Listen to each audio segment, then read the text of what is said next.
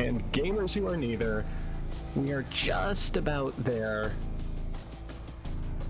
Oh, and it looks like we're basically ready to go. So here with... I'm sorry. So here in just a sec with Yakuza Kiwami 2 is Froob.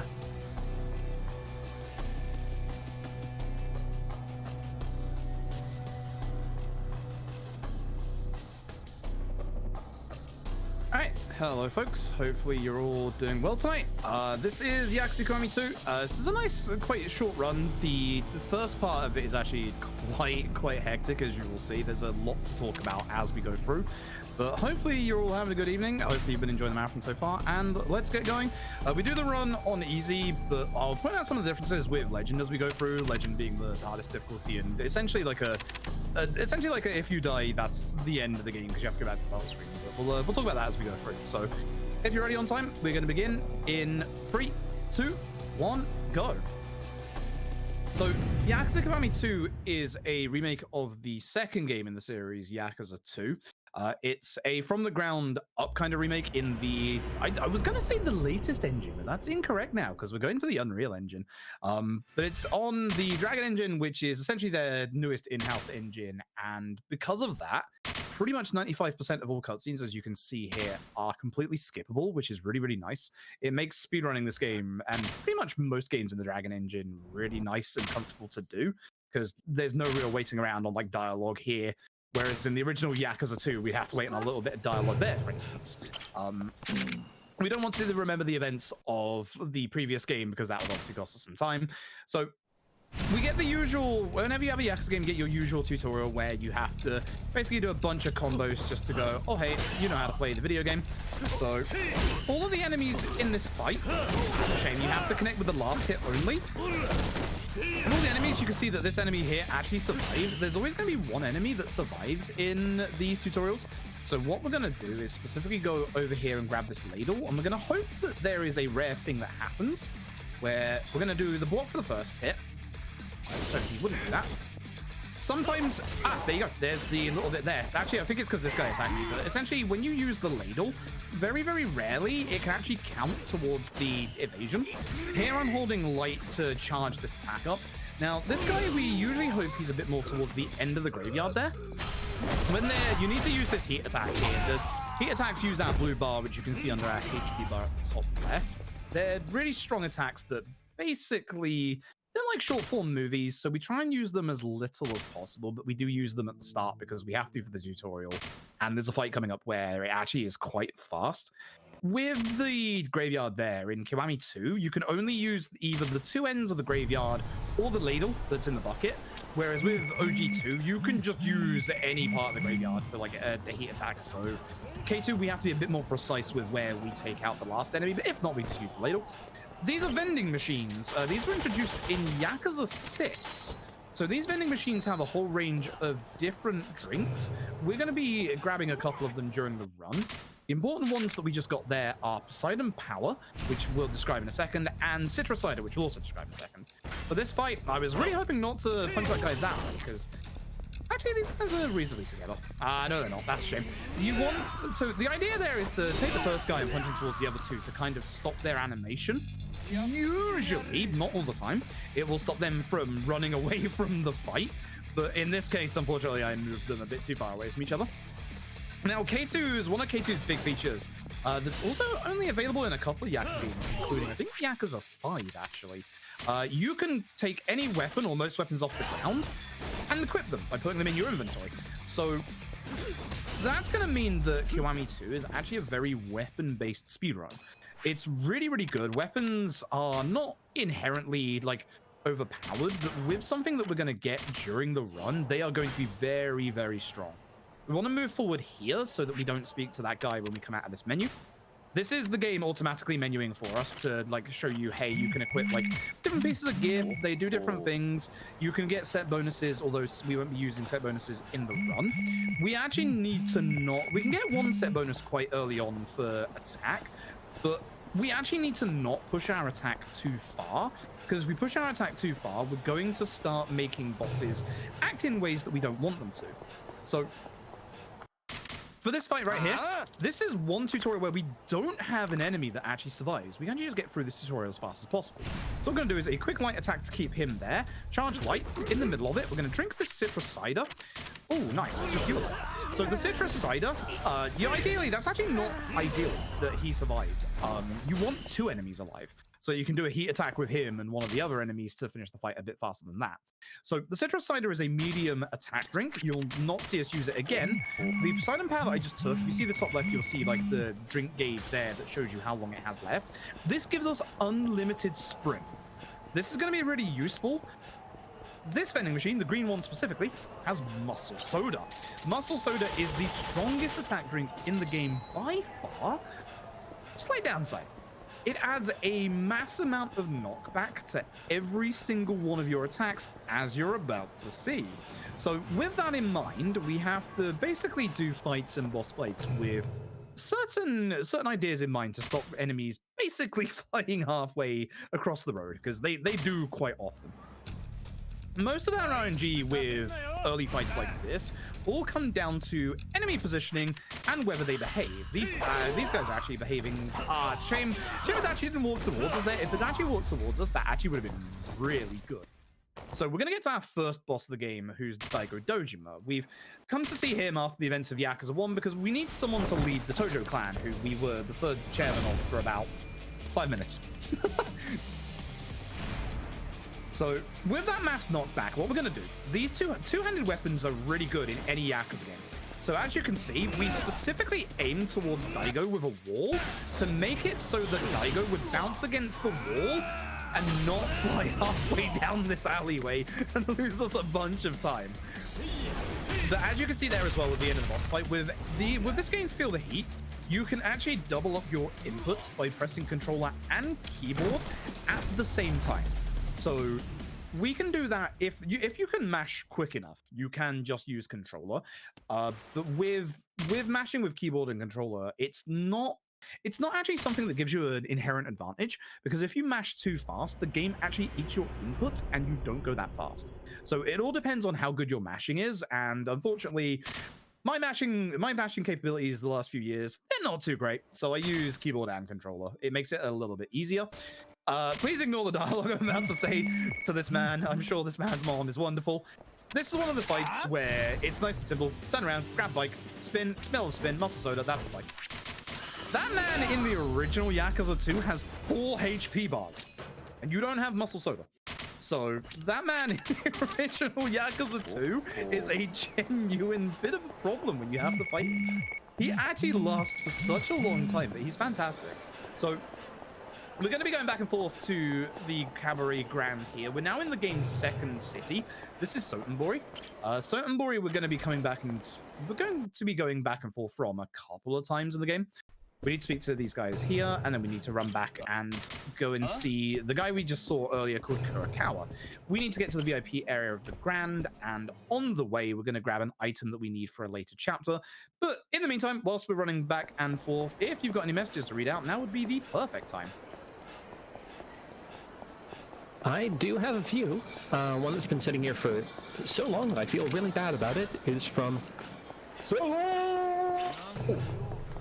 that says $50 that says, "It's that time of year again where my wallet goes to Trevor Project. Many thanks to the wonderful staff, volunteers, and participants time and time again for a fantastic marathon series on such a great cause."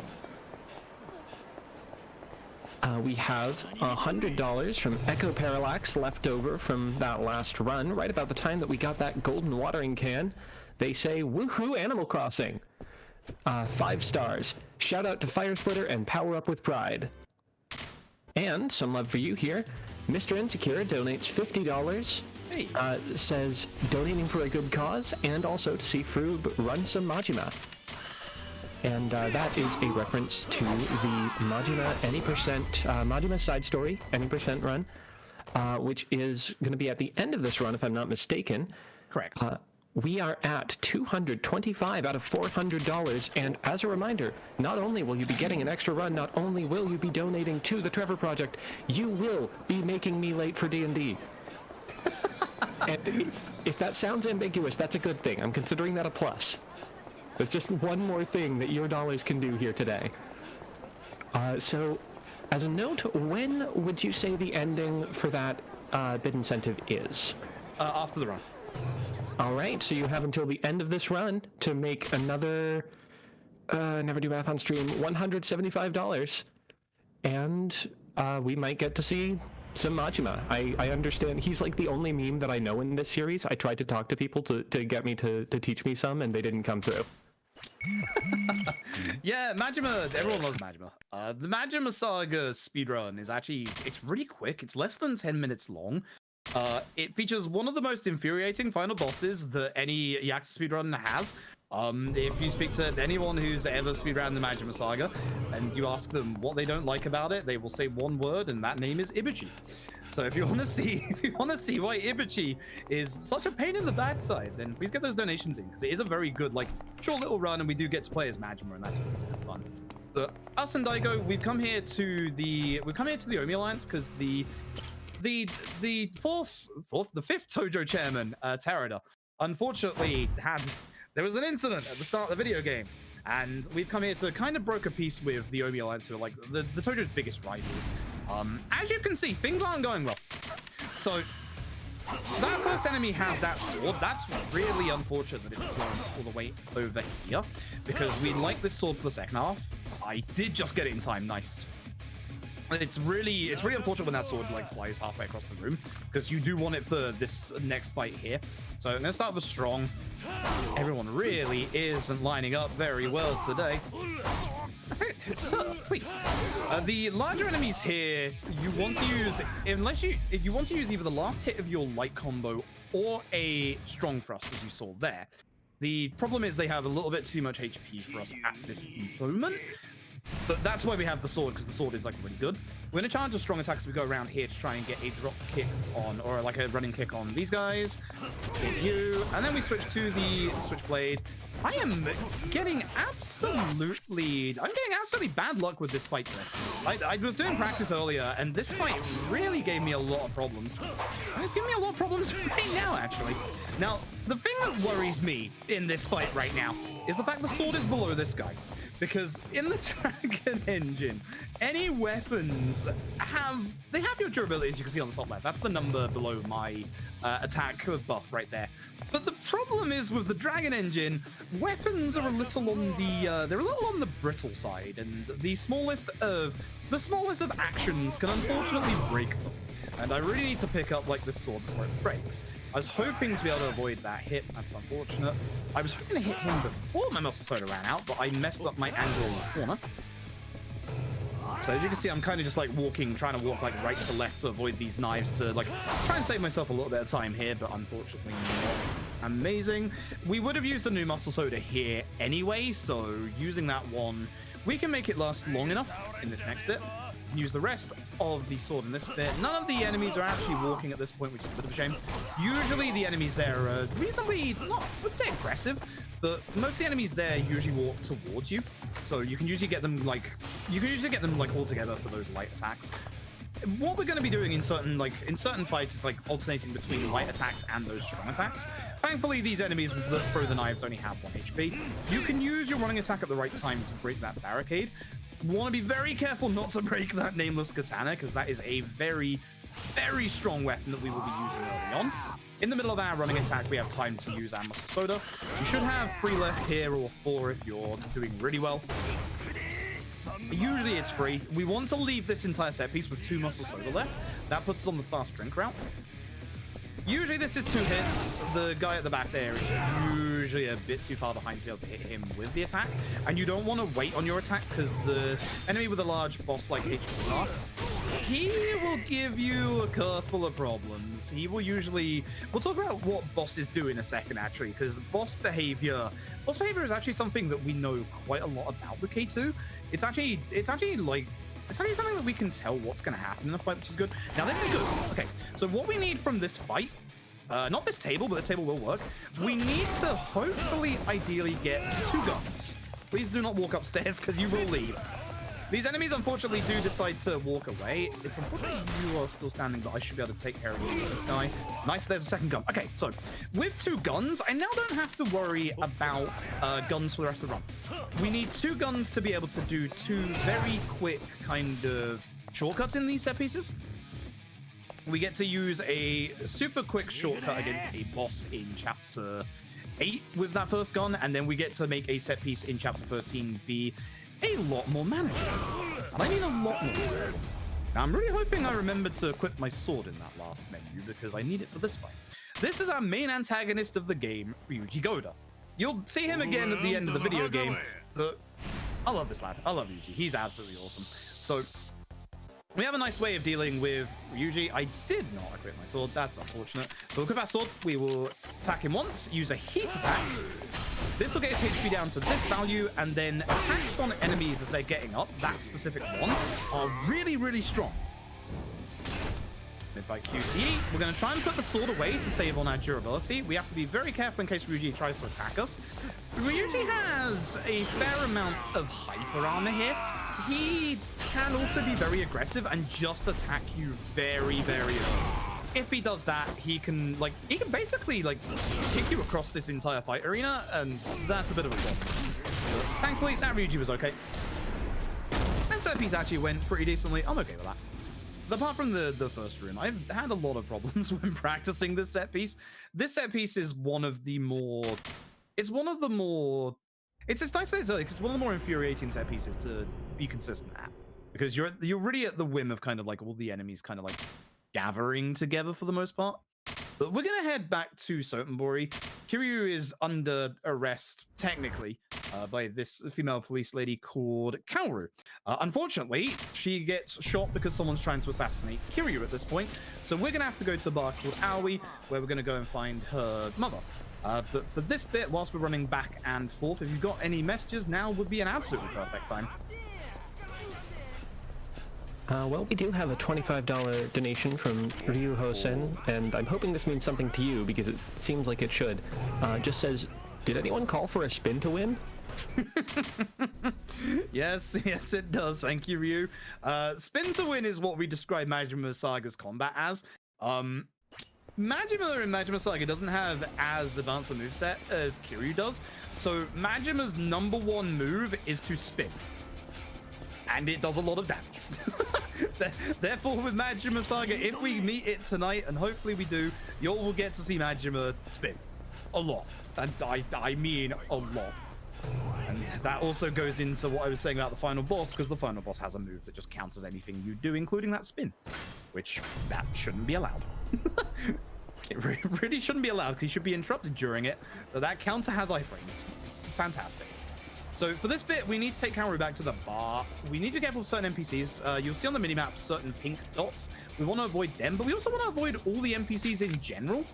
Kaoru has 2 text boxes based on her HP value. We'll always get the first one, and we're hoping to avoid the second one. I've had some really bad NPC spawns here. I've had to move left and right quite a bit, unfortunately. And sometimes you'll get really lucky and not have anyone around, and then sometimes you get NPCs that just stand still like that lab. Thank you very much. Appreciate it. But yeah, if you can get back to the bar before you get to half HP, Kaoru won't give you the second of the text boxes. Now we get to the big, long shopping segment. There's a lot to do in this bit. So there's a lot to remember. So we want to run in front of Don Quixote. We're going to get this sub-story right here. The top option will only give us 50,000 yen. The middle one gives us 100,000, but we only need the 50,000. I'm going to grab this locker key specifically. That's going to get us a technique tome that will give us a bit of experience. If you come into this chapter on 1 muscle soda or less, you need to replenish your muscle soda. There's a green vending machine to the right here, which that you can use to get the actual muscle soda there. You'll get a nice little bit of damage buff. If you get the muscle soda there, you still need to make a second muscle soda trip later on.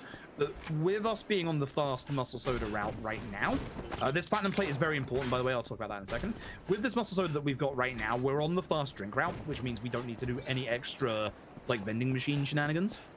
The platinum plate we got there is going to sell for 200,000 yen.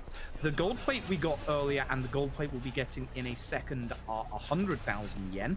We need a minimum of, I want to say it's about 430 to 440,000 yen in this run.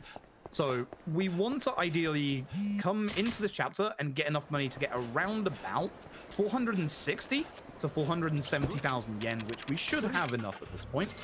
If you're a newer runner, I highly suggest you go down the stairs to the right here. There is a locker key, a safe locker key there that gets you a gun with 3 shots. So if you have problems getting the pistols that we got in the previous chapter, then you can pick that one up. This one's important. This is an oak wood katana with 36 hits. This is going to be the majority. This is going to be the weapon that we use the majority of in the early part of the run. These enemies would usually be somewhat of a problem, but we're going to get that gold plate I talked about. Let's go sell for 100,000.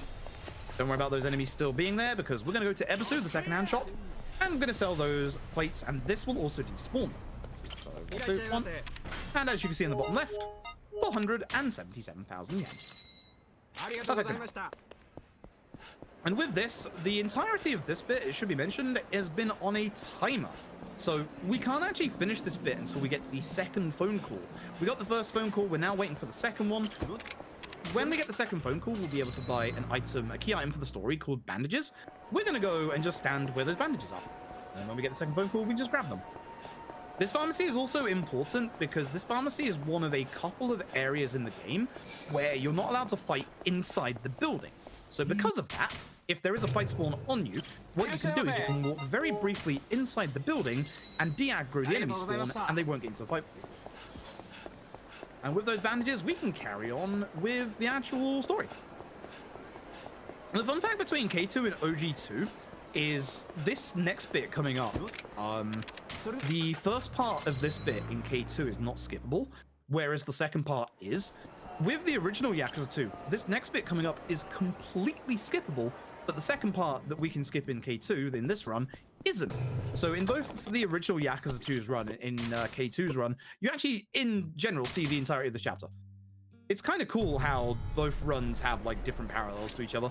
Now I have to remember to go to the Mahjong parlor because sometimes I forget and we can't carry on the story if I don't. So in OG2, this is where OG2 has some really cool speed tech. What we need to do is we need to get into the Mahjong parlor, and this guy is blocking the door and won't let us in. In K2, we have to go and get a specific item. That specific item is a Mahjong playing piece. In the original Yakuza 2, what you can do is you can speak to the door guard there. If you speak to him in the original Yakuza 2 15 times, he gets so annoyed with you that instead, he just fights you and lets you in. It's so good. But in K2, we have to do all of this bit. So this is Junka, who has that Mahjong piece we need.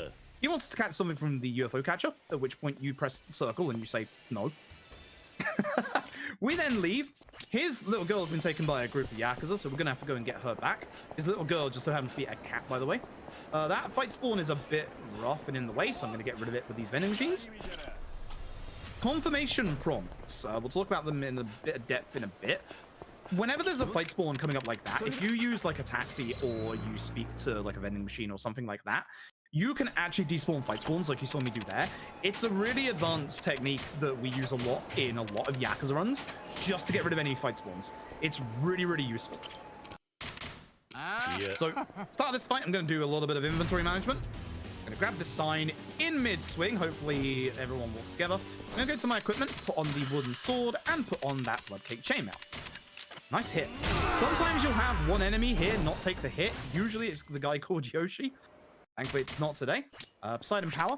If you're on the good drink route at this point, you should have 1 muscle soda and 4 Poseidon Power. We have one more fight in this chapter that we will use that muscle soda for. We're then going to run along the top of the river here. We're going to get Junka's cat back, and then we're going to go see Junka and get access to the Mahjong parlor. But the blood cake chainmail is the second bit of equipment that we get in this run. We sacrifice our defense, so our defense is lowered a little bit here, but we gain a big amount of attack from it. So we do a lot more damage because of it. That's a reasonably rough fight spawn. It's going to see me. Yeah, because one of those enemies was not turning around, unfortunately. You cannot use that conversation on the right there to despawn fight spawns. That one leads into a sub-story, or not a sub-story, but a friend event. So that will take up too much time. This taxi is the one that always catches out newer runners because this one is usually the third spot in the taxi list. But we're actually at the first option in the taxi list, which means every other taxi has gone up by 1 place. So instead of down by 3 like you would usually do to get to this one, it's down by 2. That one always gets out newer runners, and it caught me out so many times. I cannot explain how many times how long it took me to just remember that one is a little bit different. So this is the bit that you can skip in K2 that you can't skip in the original. You have to pay 100,000 yen to Isaki. He's an information dealer. We're trying to figure out who shot at Kiryu. And in K2, because we got the platinum plate, and because we got the 2 gold plates, we have a lot of money, which allows us to just skip this entire back and forth fetch quest. Now we have the Mahjong Parlor. Any Mahjong Parlor fight in a Yakuza speedrun is a massive pain in the backside. This one is no exception. We're going to grab this bin and we're going to hope that all the enemies get together, and I can already see the guy to the left is not. Ideally, you can take care of everyone in like all the hits. That's really good. It's so rare. Well, I don't say it's not so rare, but it's really hard to get every enemy in 3 hits there. That looked easy. The amount of times you will see that happen is exceptionally rare. And I mean exceptionally rare. Now, the enemies usually spawn at the end of this road. They are not here, so I have to pay very close attention to my mini-map, because I need to replenish my muscle soda here, and that's what we use to despawn the enemies. Thankfully, they're all the way down there, so it's not a problem. So we get fresh 10 set of muscle soda. That's going to last us for the next, 3-4 chapters. And we're going to run along here. This is a big difference between the original Yakuza 2 and K2. This is a returning mini-game that began in Yakuza 0 and is back in Kiwami 2, is, of course, the cabaret. So what I'm going to do is show you how to run a successful cabaret club. What we're going to do is we're going to welcome the wonderful patrons into our club.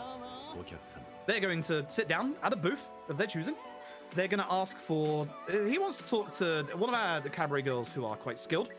We're going to let him wait a little bit. He's going to get a little angry. He's obviously causing a scene, and then we're going to very kindly and politely ask them to leave. The reason being is you see that timer at the very top?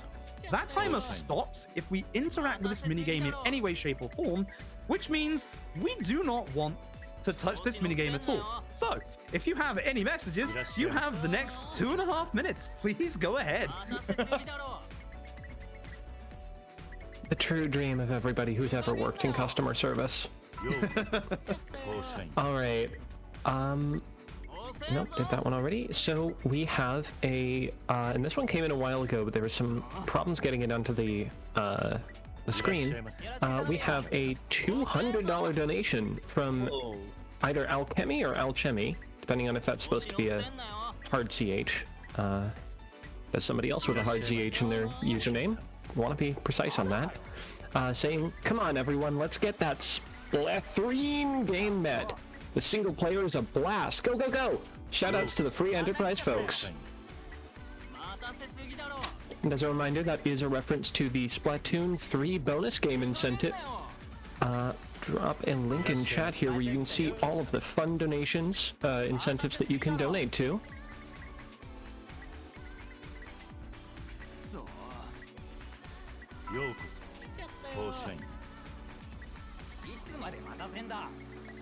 And since I see we've still got a little bit of time left, I'm going to talk about how Power Up with Pride has partnered with the Yeti to bring you shirts based on various runs throughout the event. These awesome designs will only be around as long as the marathon is, so make sure you pick them up now. $5 from each shirt sale goes directly to the Trevor Project. Visit theyeti.com, that's THEYETEE.com, to check them all out. Am I right in seeing that you all had a Majima shirt as well? I think I saw that. If I saw that, I need that shirt. Let me check. I'm gonna have to buy that shirt myself. But thank you everybody for your absolute generosity during the marathon. We really, really appreciate it.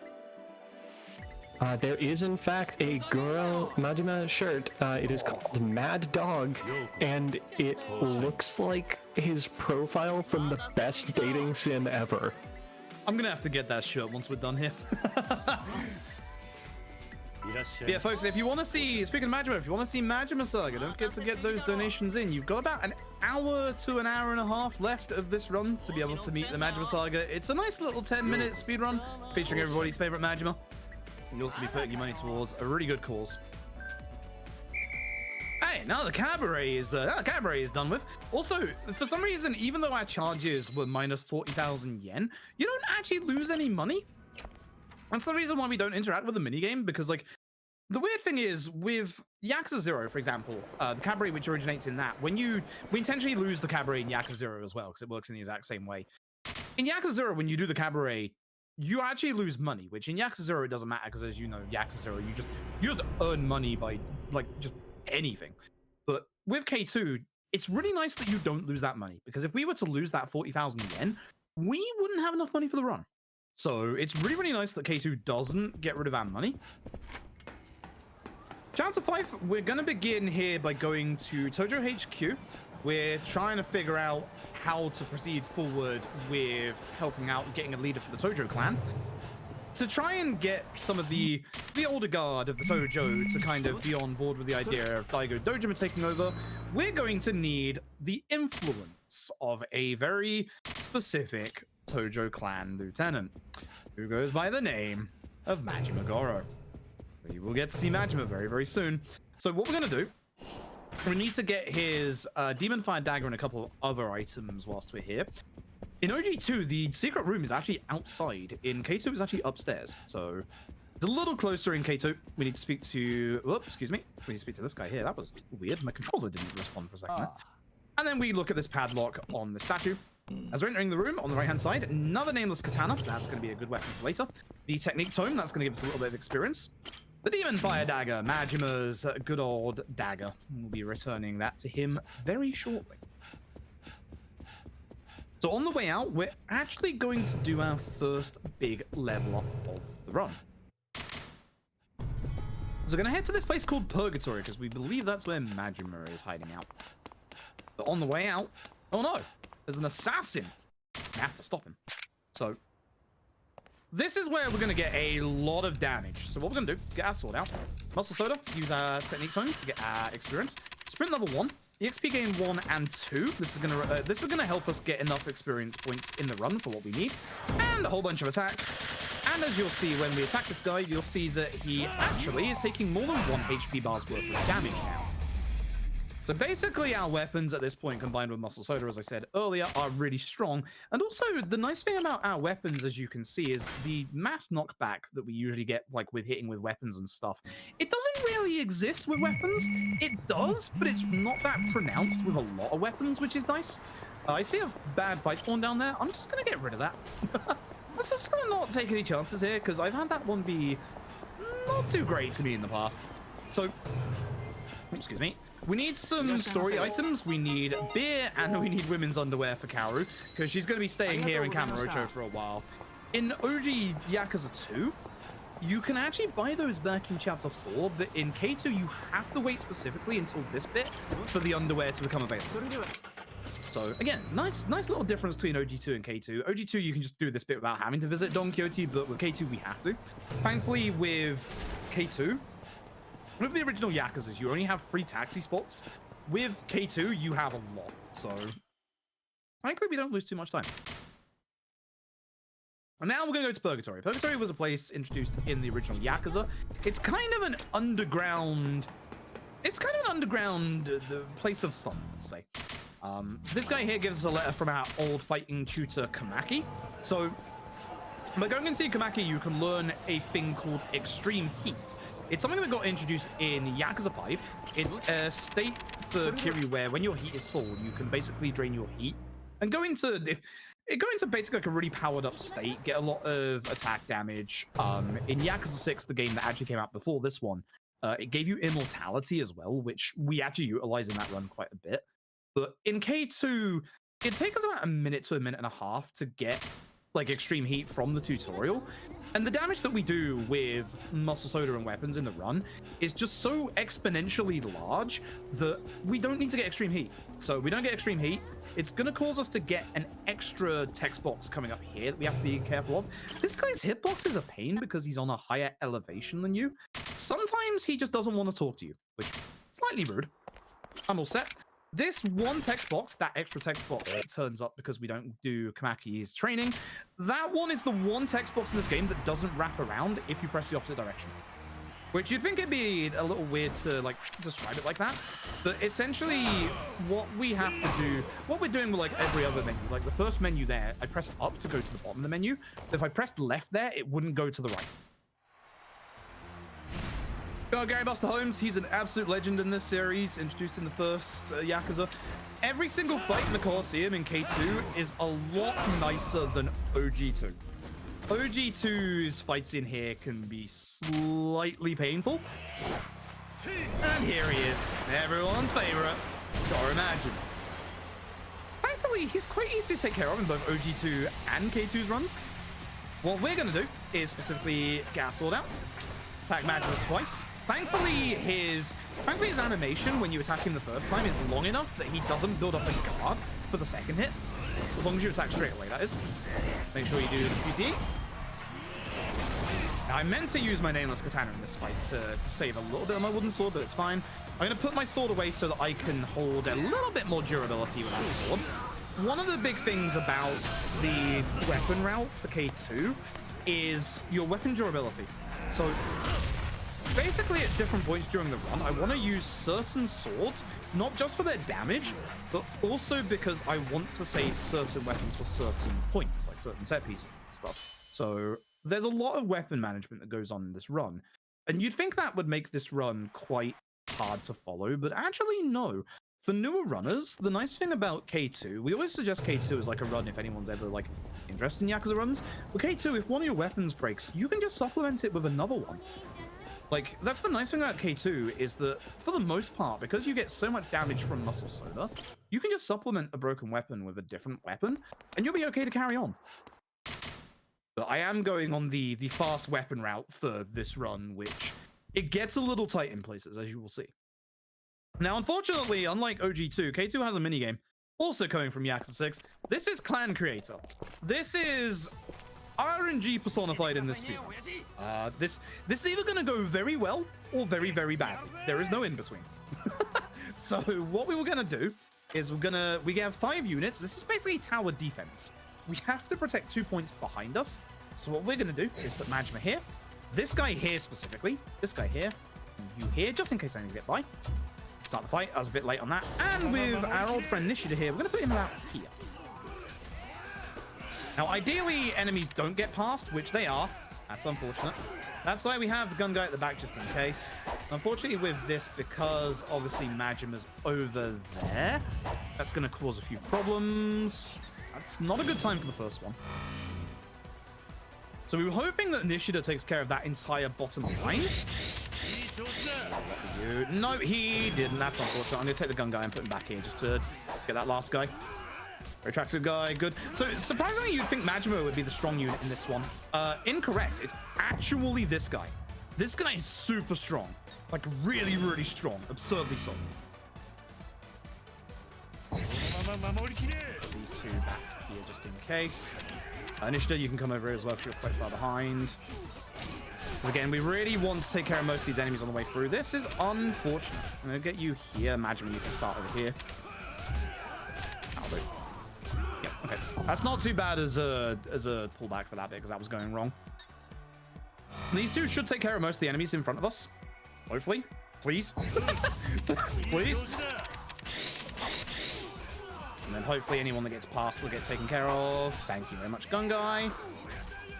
We call this guy Grey Tracksuit Guy because he's just wearing grey tracksuit. He doesn't actually have a name, unfortunately. We're going to use a special skill here, which is going to raise everybody's attack and defense. We're going to bring everybody over in this time and level everybody else up. You might be wondering why I'm not leveling Majima up. Majima has a really nasty skill if he uses it. 104 is not a good time. 104 is a very, very big indication that that did not go too well. Majima has a really bad skill. Remember how I said with Majima Saga, he spins to win? Yeah, no, in this minigame, the spin is bad. The spin, he has two different spins. One of them is pretty good. If you level him up, he gets a different spin, which for some reason only attacks once on one enemy, despite the fact that it's a big supposed AoE. It's not good. It's really not good. That's why we don't level up Majima. Great Tracksuit Guy also has like a surprising amount of attack. So he's the real surprisingly like actual good unit of that minigame. But that's the end of Clan Crate, and that's going to be the end of this chapter. So we got a little bit of time until the next set of explanations. So if you've got any messages, now would be a perfect time.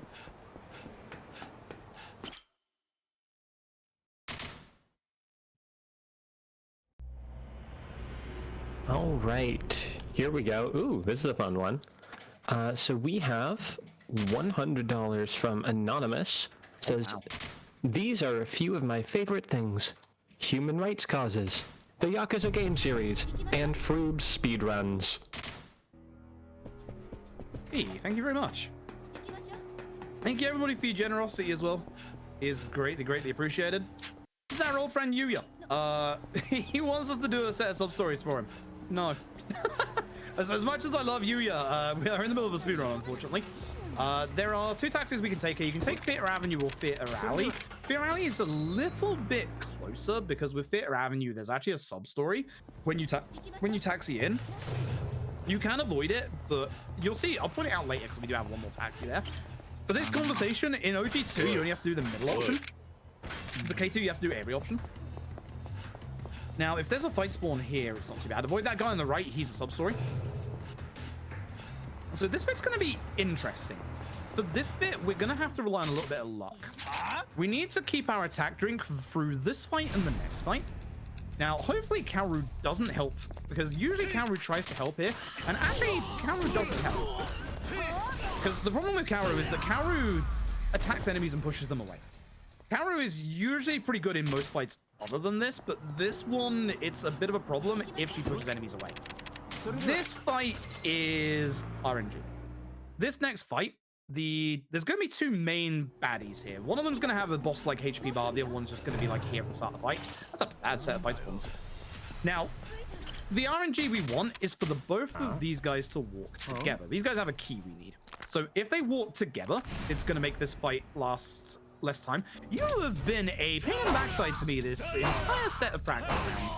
So he didn't walk with his friend. So unfortunately, that means that we got one enemy as backup. If you get really lucky, you can basically have no enemy backup there. But you need both of the main enemies there to walk together. This is unfortunate because this fight spawn is in the way.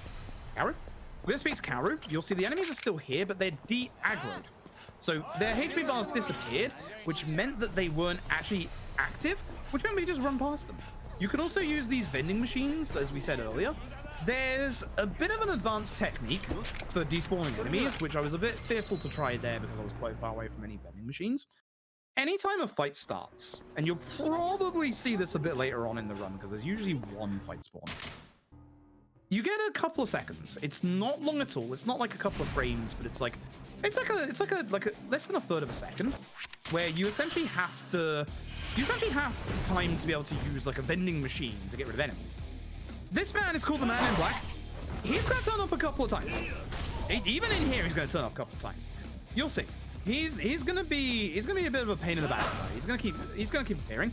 This saw is one of the strongest weapons we can get in the game. We're going to use that later on in the run. We want to do strong kicks here. Now, ideally, I will get a gun. Nice. With this gun, I can go fast here. The next floor is what we like to call the gun corridor. If you are missing a gun, like one of your two guns for the end game, you can actually pick it up here. That's bad. That's bad. I missed my hit. The trouble, we haven't mentioned the FOV yet. Because you probably noticed the FOV here is a little weird. Depth perception with this FOV is very weird.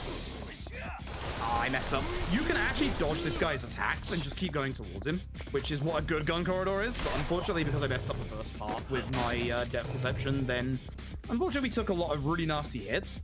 K2 doesn't heal you, by the way. This is why I'm glad I have a spare healing item from earlier. I specifically got one. That was unfortunate. That was very unfortunate. Here he is. He just... Oops, that's not the right drink. I'll take it, though, for the heal. The man in black, as you see there, kind of drop-kicked into the 3rd floor. That's impressive, if you ask me. So what we're going to do in this next bit is we're going to get a weapon from this guy, this oakwood sword. Whoa, hey. That way we're going to use this one and not use up our swords. You can get a crowbar on the stairs there, but most of the time that crowbar will fall through the world, which is unfortunate because crowbars are very good. Whoa, that was close. Gotta take care of these enemies. Sometimes they will actually walk together. This time they didn't. That's unfortunate. Also, I used light attack, which I really shouldn't do. So we're gonna have to do the old-fashioned way here, which is unfortunate. He's back again, look. Now give him a couple of seconds here. He actually has a couple of iframes at the start, so if you start off with a strong thrust, you are gonna miss your attacks. And stab. And stab. Be very careful, don't let him go anywhere near these boxes, because there will be an extra QTE. And if you remember the Daigo fight back in chapter 1, we're gonna do the exact same thing here. We're going to use this gas canister because this man now has knives in his shoes. So his combos become blunt and blade, which will interrupt us if we try to guard. Push against the wall. Hopefully he doesn't move. Good stuff. And there we go. Sometimes the game needs a little reminding that the enemies are indeed in feel the heat range. Sometimes just one extra little attack is necessary. And with that, that's the end of this set piece. It was okay. It was okay. It was the gun corridor didn't go well. But the rest of it did. Also, as you can probably guess, punching doors is the quickest way to open, which is fantastic, and I'm so glad that's a thing. So we rescue our friend Kazuki from them. They're members of a group called the Jingwon Mafia. We'll talk about them later on. But we rescue Kazuki from them. Our also detective friend here got shot as well. So we're going to take them over to Dokimoto's. So in this time, whilst we're running over there, if you've got any messages, again, that would be an absolutely perfect time. All right, so I want to make a slight correction. As I said in the chat, that $100 donation, the lovely comment, was from TX Storm Surge. Figured I should clarify in case it's somebody you know. And since then, we have had PS Scholar, PSK Aller. I'm not positive how to pronounce it, but I know how to pronounce their comment. They sent $5 and say, spin. Thanks, Piscala. Appreciate it.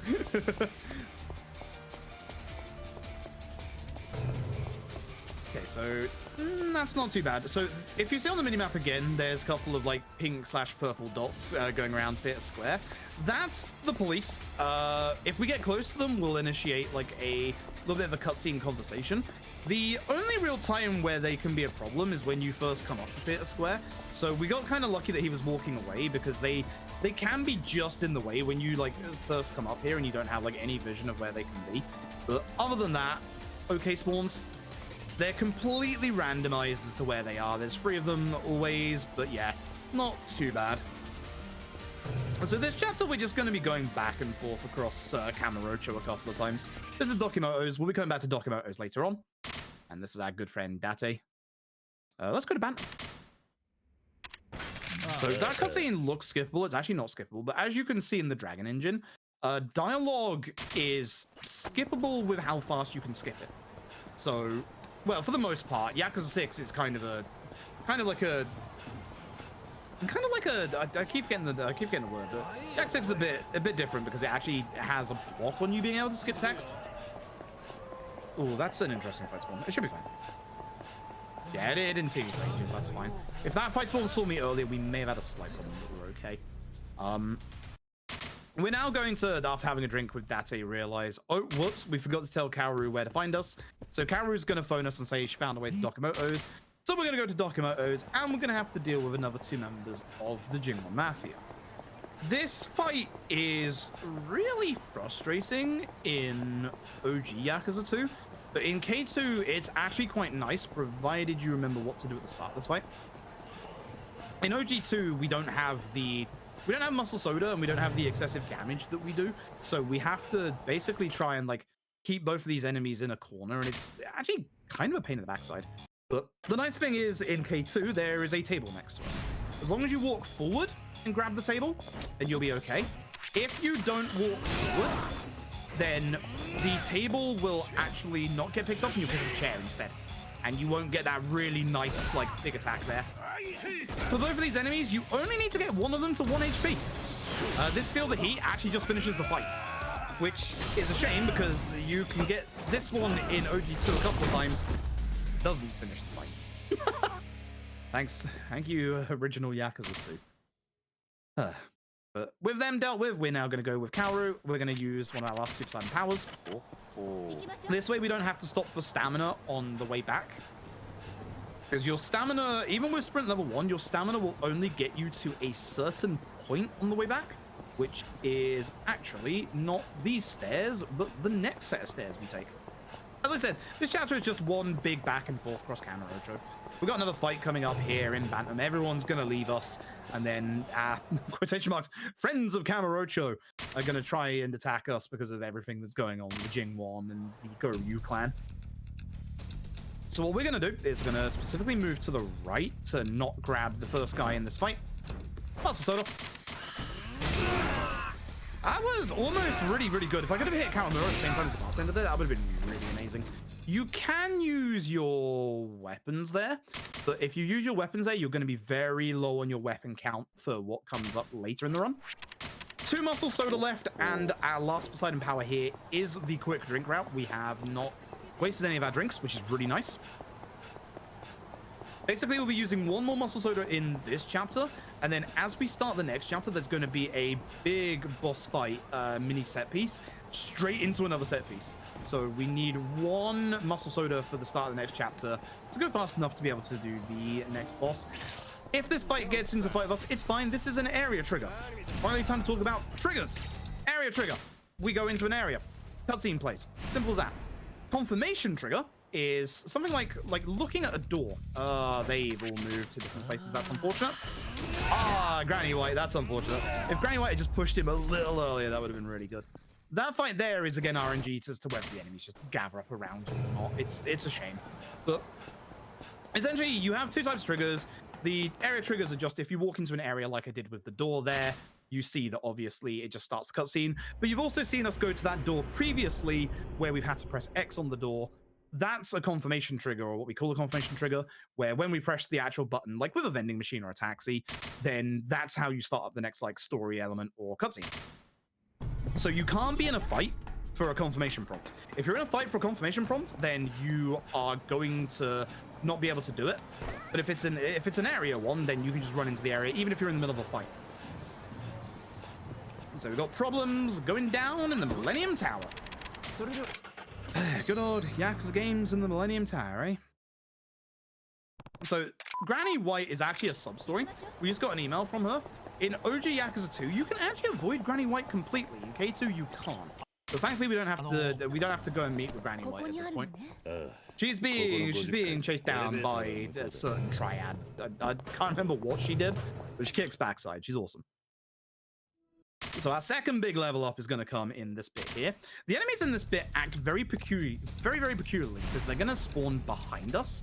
So what we want to do is run forward. As we thrust forward, Muscle Soda, we want to go to our stats. I forgot what I'm doing here. I actually want weapon level 2. That's what I want. That's the important one. And I want to get to 130. So every time I turn around, you're going to notice there's an enemy behind me. The enemies in this bit spawn behind you. Fortunately, that enemy took a little bit too long to spawn, which is unfortunate. And also his AI broke. That's something that doesn't happen often, but it's probably something we should actually talk about. In the Dragon Engine, this is Hayashi, by the way, don't worry about Hayashi. In the Dragon Engine, certain enemies kind of break sometimes.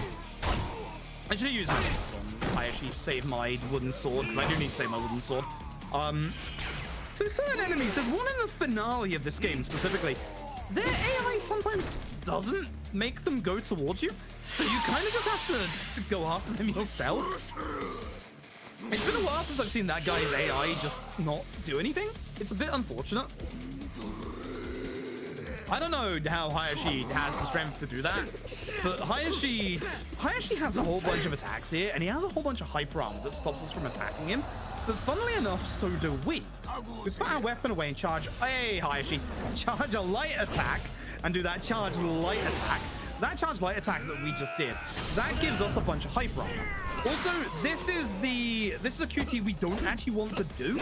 If you do this QT, you do this QT multiple times. So, we're just gonna leave Hayashi. Lucky bounce today? Yes, no? No.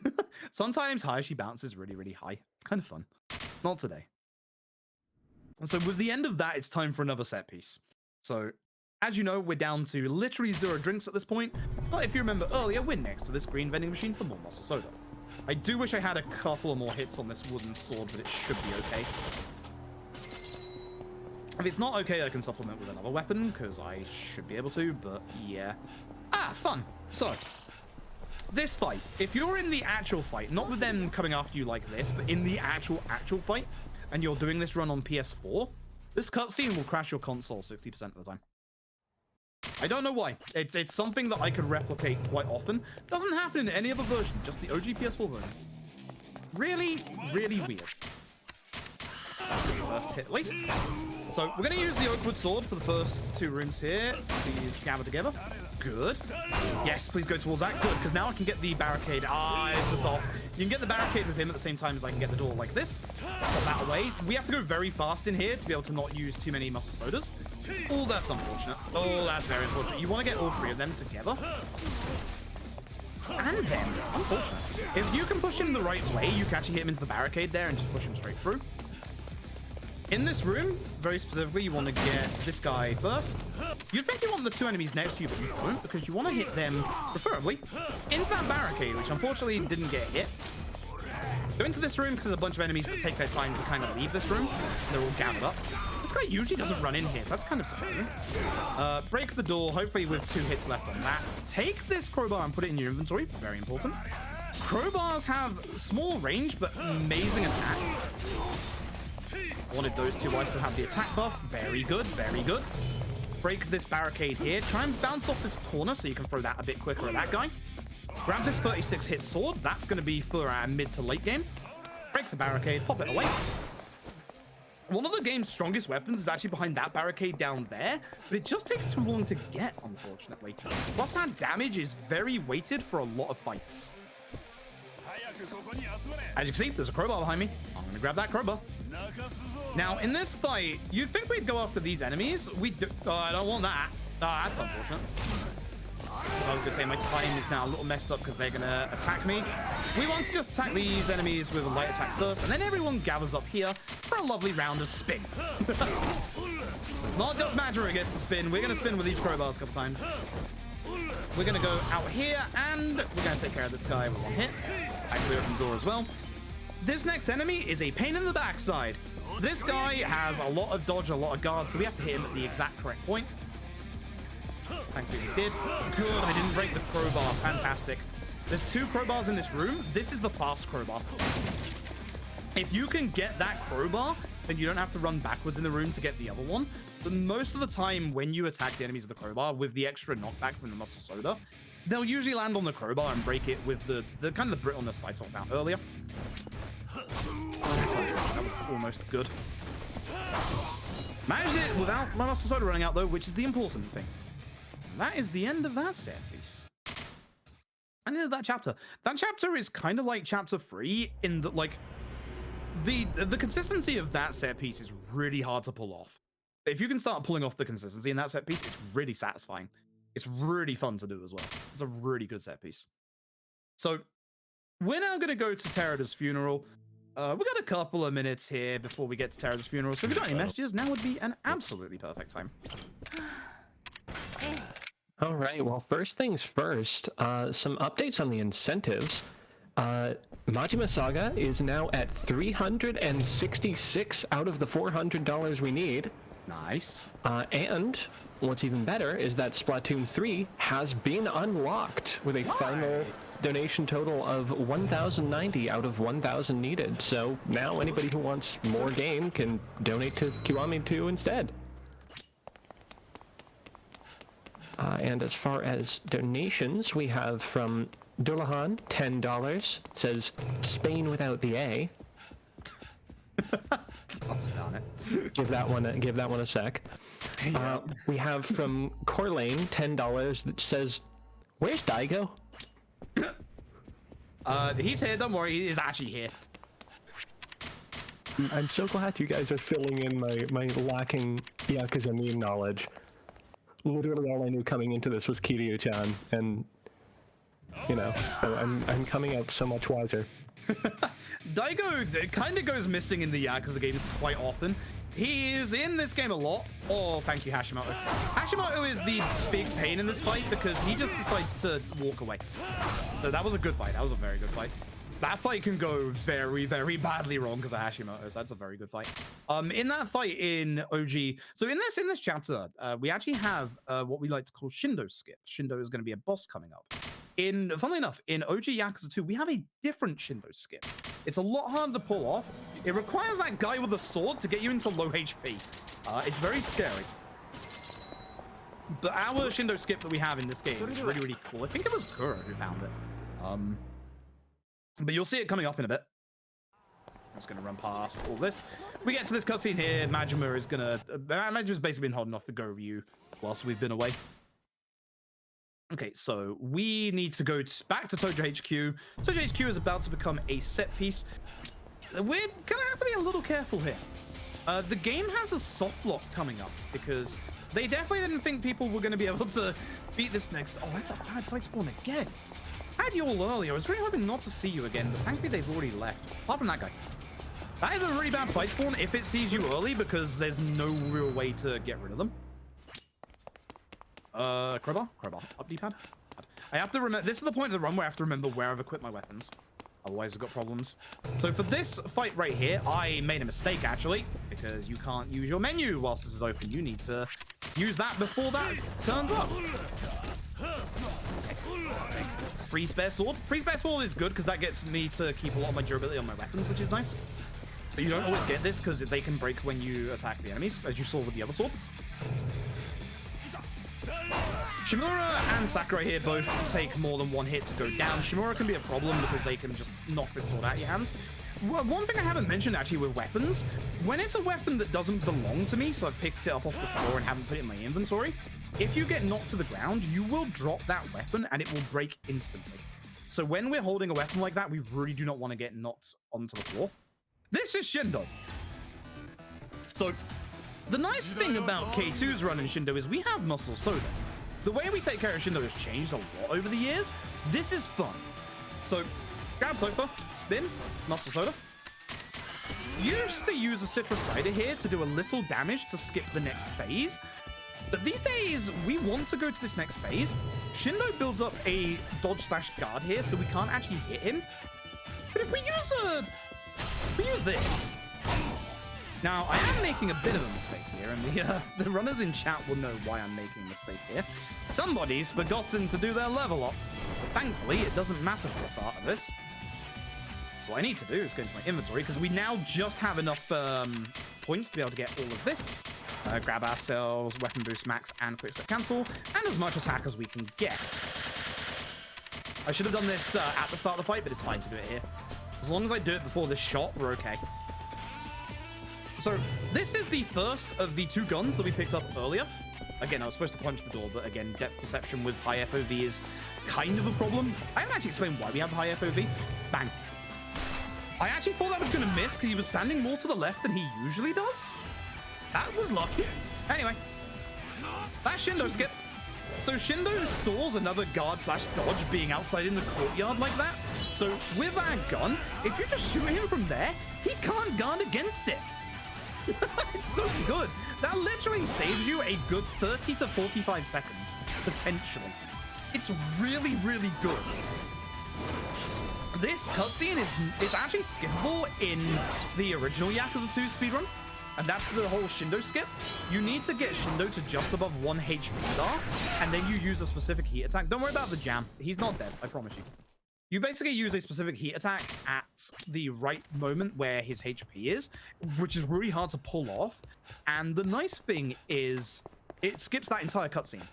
K2, that cutscene got reduced in time by about half. There used to be about 5 QTs in that cutscene, but there's only 2 in K2, which is really nice. Also, don't mind me. I'm just gonna go in this door and just use a muscle soda. Don't mind me. Ah, see? Told you. It was just jam after all. Now, thankfully, damage from muscle soda goes into your cutscene. He gets stunned, and that's the end of Shindo. That's the reason as well why you do not want to throw the sofa at the end of the first phase of Shindo.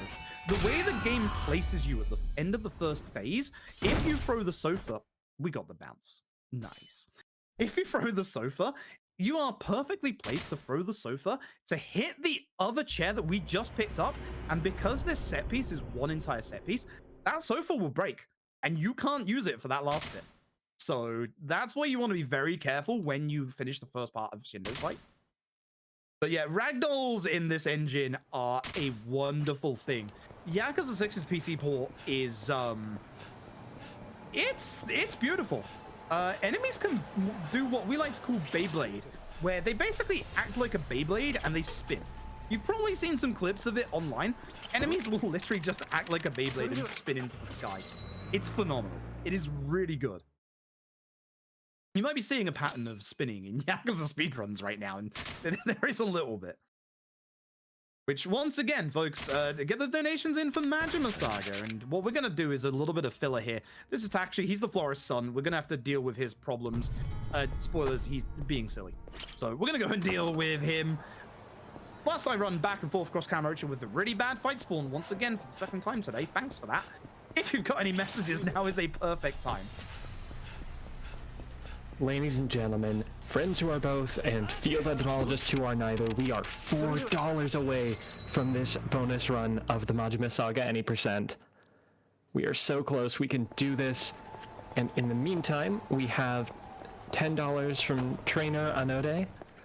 Great games going fast for a great cause. Instead of buying a shirt, we're just supporting this time around. Heart. We have $5 with no comment from Aldera9.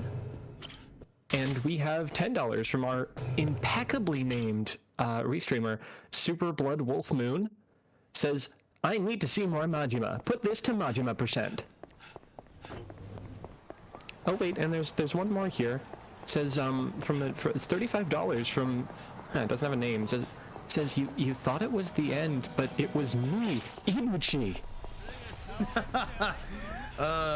If you're thinking that's a JoJo reference, it is, because Ibuchi's voice actor is Dio's from JoJo. So that's a very specific, very on-the-nose reference. I appreciate that. No! Get to the bar! Nice. There's the exact thing I was talking about earlier. You have a very, very small frame window to do a confirmation to be able to get rid of the fight spawn. If I didn't do that, we would have had a very long fight on our hands. That usually happens not there, but that was a really bad fight spawn. My champion district today has been awful for fight spawns. Really, really bad. Anyway, this is the last time we'll be in Kamurocho for about 30 minutes. We're going to head to Sotenbori for the last time in this run. We're going to be in Sotenbori for quite a while, actually. The Sotenbori part of the run is also one of the harder parts of the run, especially in terms of consistency, as you will see. Things are about to get kind of tricky in the run. We need our weapons. This isn't good. It should be... No. Hey, excuse me. Hey, did you see the way that man decided to run? That can happen sometimes. Usually most of the time. Okay, I'll talk very briefly about Yakuza speedruns and fight spawns, because K2 is the nicest of them. And yet, that right there wasn't very nice. So, essentially, every enemy is supposed to stand still at the start of a fight, as you've pretty much seen every other time here. But that man decided that he wanted to try and end this run completely.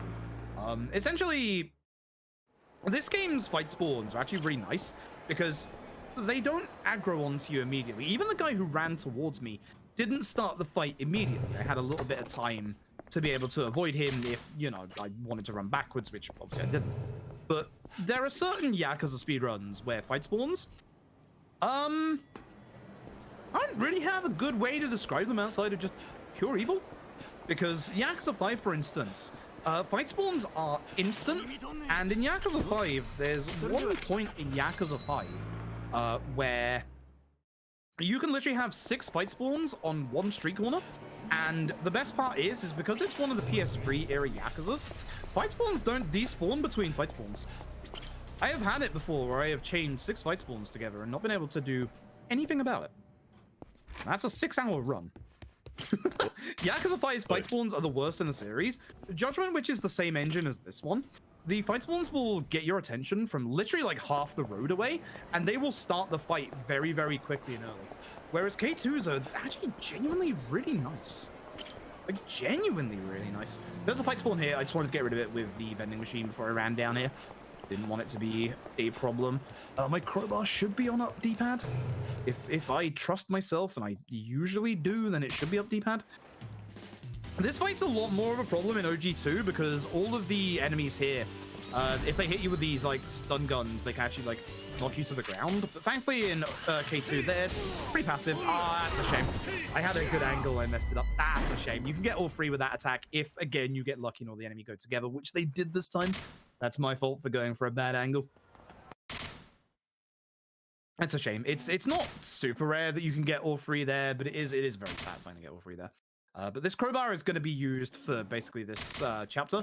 Go to the right to avoid that guy on the left. He's a sub-story. Go to the left to avoid that guy on the right. He's a sub-story. And then we run down the side of the river. The nice thing is the next cutscene is actually on both the lower level and the upper level here. So we can just run straight forward and we will get this cutscene as soon as we get to this next bit. Actually, that guy right there. So this guy here is a tattoo artist. He's very conflicted because he's about to leave the business. He has an heir that he knows he wants to give the business to. And unfortunately, the other one is not taking that kindly and has decided to basically steal that tattoo design, which the tattoo artist is a little hesitant to do because that tattoo is the future tattoo of one Ryuji Oda, our main antagonist.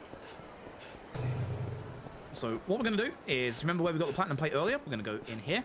On the way in, I'm going to use a muscle soda because I'd rather use this before the fight starts.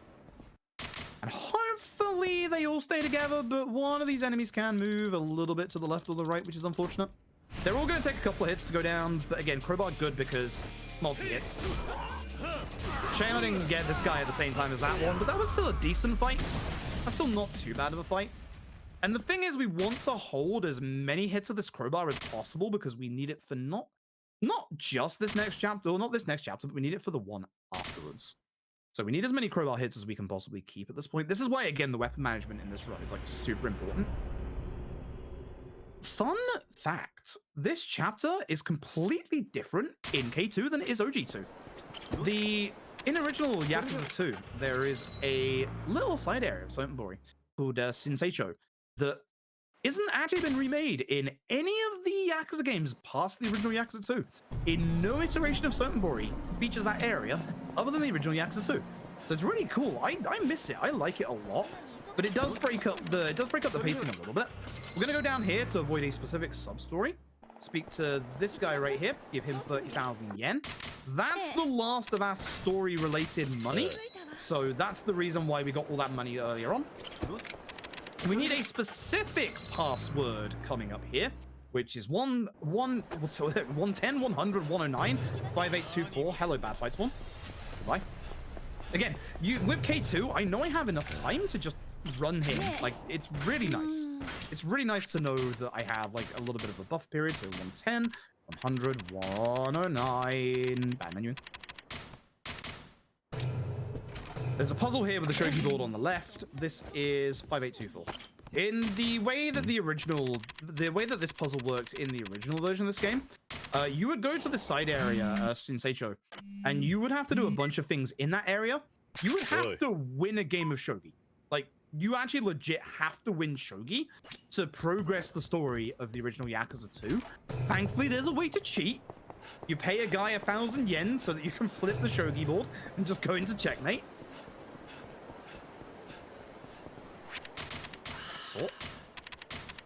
Hey, do we got a minute for a donation here? Oh, you know what? Yeah, go for it. All right, because we have received $4.20 from Anonymous, saying, "It ain't called the Majima Some Places Sometimes system." And that put us over. We are at $400.20 out of $400 needed for the Majima Saga any percent run. I'm half excited and I'm half not because I get to fight Ibuchi again. Thank you all so much for your massive generosity. Like, we all appreciate it. Like, we really, really do appreciate it. I'm excited. I'm excited to be doing the run. I'm not excited for Ibuchi. You'll see. You will see. This fight's also a pain.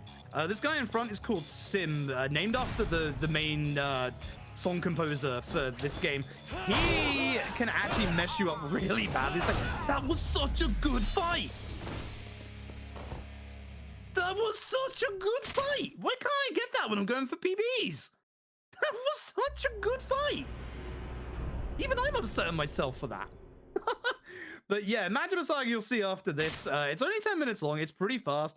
Ibuchi, you'll understand the spin memes and you'll understand why we hate Ibuchi. At least I hope you don't, because then it'll mean I've had a nice Ibuchi fight, actually. But the start of this chapter, we're gonna get a little bit of drama going on. Kiryu and Kaoru's relationship was progressing to the love stage, and unfortunately, we remembered some moments in our past, and Kaoru's remembered some moments in their past, and essentially, we've been stabbed. You can see our HP bar is going down, so this is the only part of the game that heals you. So we have to be a bit careful here. If you look at the minimap, you'll see a bunch of enemies that we need to actually avoid. This is going to take us like a minute. Also, we need to not go near any, like... There's a weird glitch in this part where if you go, like, near any of these lampposts and stuff like that, you can actually glitch and teleport backwards. That put me into a fight spawn earlier, so I really hope that doesn't happen again. But whilst I'm running around covered in, again, more raspberry jam, if you've got any messages, now is a perfect time. All right, well, there's nothing come in since that, but again, we did meet the Majima Saga any percent bonus, so that's going to be coming up at the end of this run. We have met Splatoon 3, that's going to be coming up later tonight. There are a lot of other incentives that you can put your donations towards. Remember, when you are filling out the donation, you go to the little side scroll bar on the right, click on the one you want, and then type in the number of the amount that you're putting from your donation to that bid, which means you can split it between multiple entries. So, for example, if somebody wanted to, say, overthrow the $10 I put towards the trans rights mech for Stonefly, you could do that. There's Goth and Retro Green as the other options. Or there is a Name the Cat for Stardew Valley bid war, where currently we have Bring Up the Rear Violet. In second place with $10 is Watson, and in first with $25, Spyro. And let's see.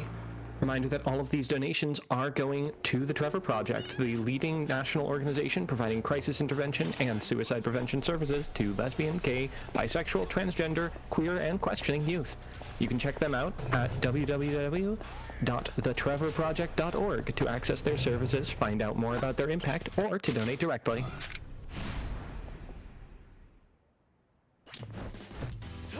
Alright, so I should explain what we did in that level up, because it's going to look a little weird, what we just did. We got our attack up to 174. You may have seen that I had a couple of more orbs to be able to get more attack. We very much specifically want 174. Reason being is that this amount is the precise amount to push the final boss 1 HP above the second phase of that fight. This is going to make it a lot easier for us to not accidentally push that fight into the next phase and lose a whole bunch of time. I need crowbar for Kurokawa. Hopefully I've got good crowbar hits. I'm going to move backwards here at the start in the hopes that everybody will get a little bit more together. I have a lot of crowbar hits. This is nice. Unfortunate. Very unfortunate. Well, I'm glad I had a lot of crowbar hits. That was not the greatest of fights, unfortunately. I messed up a little bit and then I got pushed away from everyone, which is a shame because I had a good setup there for hitting multiple enemies, but Now, unfortunately, I aimed at a bad angle and got, unfortunately, attacked a couple of times. So basically, our adopted daughter, let's just say daughter, because that's the easiest way to describe the relationship. Kiryu's daughter, Haruka, has been kidnapped. We're going to go around and try and obviously get her back. This is going to lead us to a very big set piece, which is one of the hardest set pieces in this run. Especially as we just walked through Sotenbori losing all that HP. How did they walk past the acupuncture center? In here we find Asaki. In the original Yakuza 2, the acupuncture center is actually in Shinseicho. And we should have enough just to take care of Asaki. We should have one more muscle soda. I have two. Wow, I actually managed to save one somehow. Where did I save one?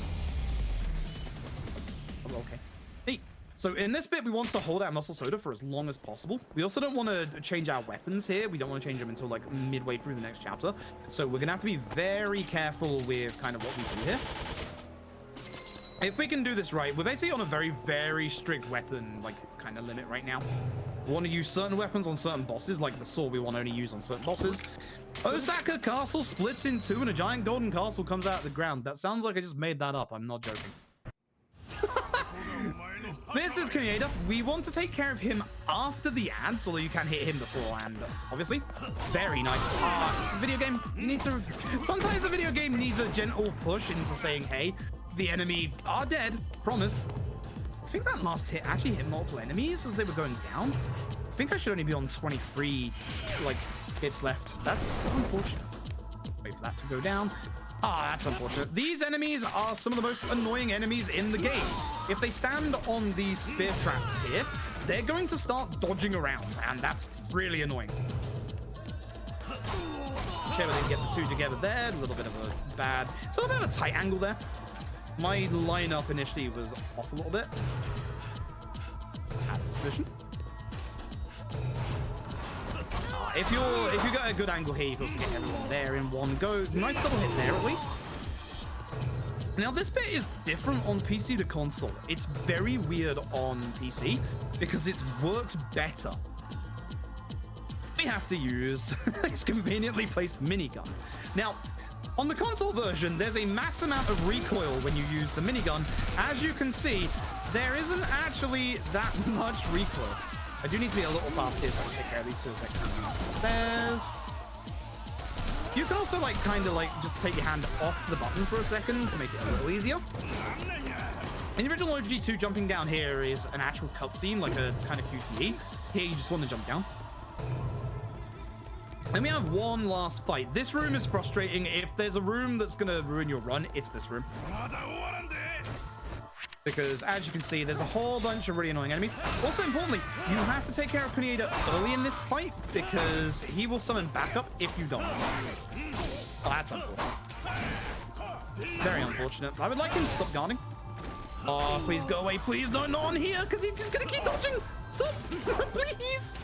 No, this is what I was worried about. This is what I was worried about. I'm gonna have to use a fresh muscle center, which is fine. We have enough muscle center at this point. Now comes a very unique boss fight. Yeah. Yeah. So these tigers are very frustrating. Their hitbox is kind of bad. We're gonna use the sword because the sword does a lot of damage. Also, the downside is... I was too slow because of the slow menu. Whoa, hey. I'm gonna need you to stop. I have to use the muscle soda not to die here. I need you to stop. I am in very dangerous territory right now. This is unfortunate. I have to play this second part very, very safe.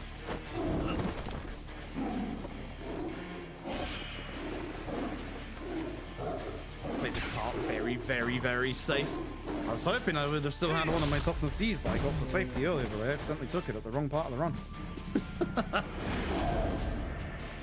Taking it safe does seem like the logical step when confronted with tigers. Yeah. Hey, tiger, stop that. No! No! It did the glitch! It did the glitch! Alright, so... That's something that can happen with Feel the Heat. Feel the Heat is supposed to stun the enemy, Sometimes it's more of a suggestion rather than what the game wants. And as you can see, some enemies just break out of the field of heat. That's how that was supposed to go. I've seen many bosses break out of the field of heat, not the tigers. So that's a new one on me. I've been running this game for like 3-4 years. I was gonna talk about that with a specific boss later on, because there's one infamous boss that does it in the speedrun in the finale that usually happens like most of the time. I was expecting it to be the tigers. That's a new one. See that hitbox? Hey, don't you do this again. Don't you do this again. You managed it one time. You're only allowed the one. Thank you very much. Hey, that's the end of the tiger fight. A little upset about that, I'm not gonna lie. Very, very unfortunate, unfortunately. But happens sometimes. Rarely, but it does happen. So with that out of the way, we've got a little bit of filler coming up at the start of chapter 13 here. So if you've got any messages, now would be a perfect time.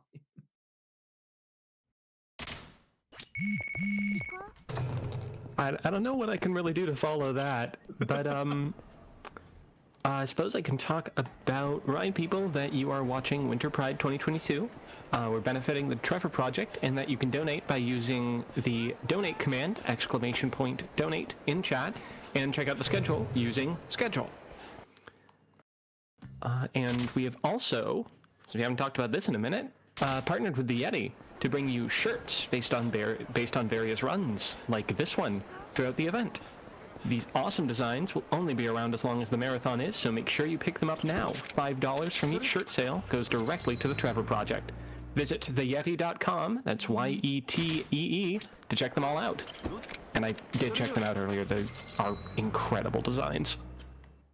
They have a Majima one. Get the Majima one. Get the Majima one. If you're paying attention there, you'll have seen that I actually went in a really weird, like, sideways angle there. I don't know what happened. That was my controller. That was weird. I actually can't explain what just happened there. That wasn't me. I promise. My movement in this run has become very bad over the years, but I promise that was not me that time. I'll happily take responsibility when my movement is bad, but that time wasn't me. So I really hope that wasn't stick drift, because if that's stick drift, I want to get another controller. Anyway, hopefully this fight goes as it should do. It did. Sometimes, again, one of the enemies there can just walk away. They shouldn't do. They should never do in that fight, but that is one of those fights where sometimes they will do. Fun fact, OG Yakuza 2 has a bit of speed tech here, where if you go back to the bar with Haruka and you speak to her, you can skip this entire bit of filler. It's fantastic. Yeah, you can't do that in K2, unfortunately. In K2, unfortunately, we do have to do this. So basically, this whole plot point that's going on right here, it's a little fillery, but has a little bit of kind of impact for later on in the series, where Haruka essentially, we go and see like this producer who's like, hey, Haruka could be an idol, and it all culminates in Kiryu not exactly asking Haruka if Haruka wants to be an idol, and Haruka retorting with the fact that she doesn't want to be an idol. Cough, Yakuza 5. Cough. So what we're going to do is we're going to find this singer for the producer.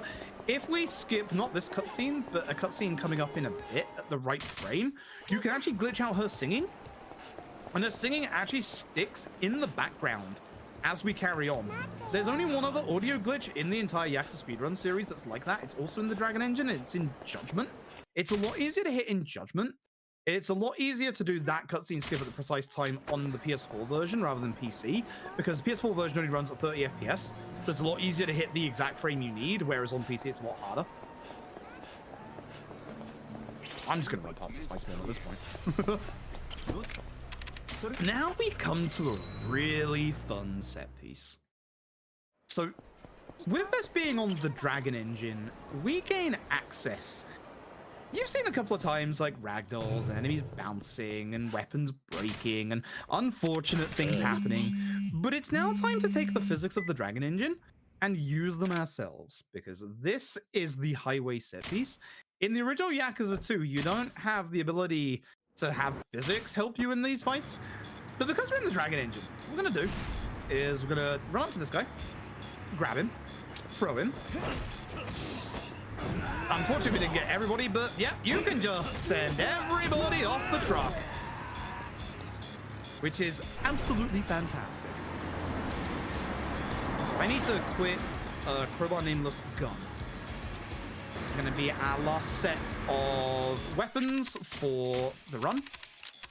Crowbar Nameless, and Gun. This is where we need to use our other gun, by the way. Usually I put the Nameless on that button, that's why I got confused for a second there. This is where the old muscle memory of the older weapon route really messes with me at the moment. So I've been trying to learn the new weapon route. So new weapon route reduces the menus by 2, I think? Which is really good. It's either 2 or 1. Now, as you can see, there's a guy with a grenade over there on the other truck that we can't get to. And that's why we have the other gun. Because by taking a gun here ourselves, we can take care of him a lot quicker than waiting for him to get the grenade, throw it at us, and us throwing it back, which can also miss the truck, and the guns that the other enemies have on that part can also break on impact with the truck. So by getting a gun in the early game and bringing it all this way, you can save a potential like 30-second time loss. And the nice thing is I have so much muscle soda left at the end of this bit. Guess who's back? It's been a little while. It is, of course, the Man in Black. Told you it'd be turning up a couple of times in this run. So with our Nameless Katana, we're going to attack him a couple of times. Now, if you're a little squeamish, you might want to look away. Just kind of look where the Man in Black's going to end up here. A little squeamish, I would look away.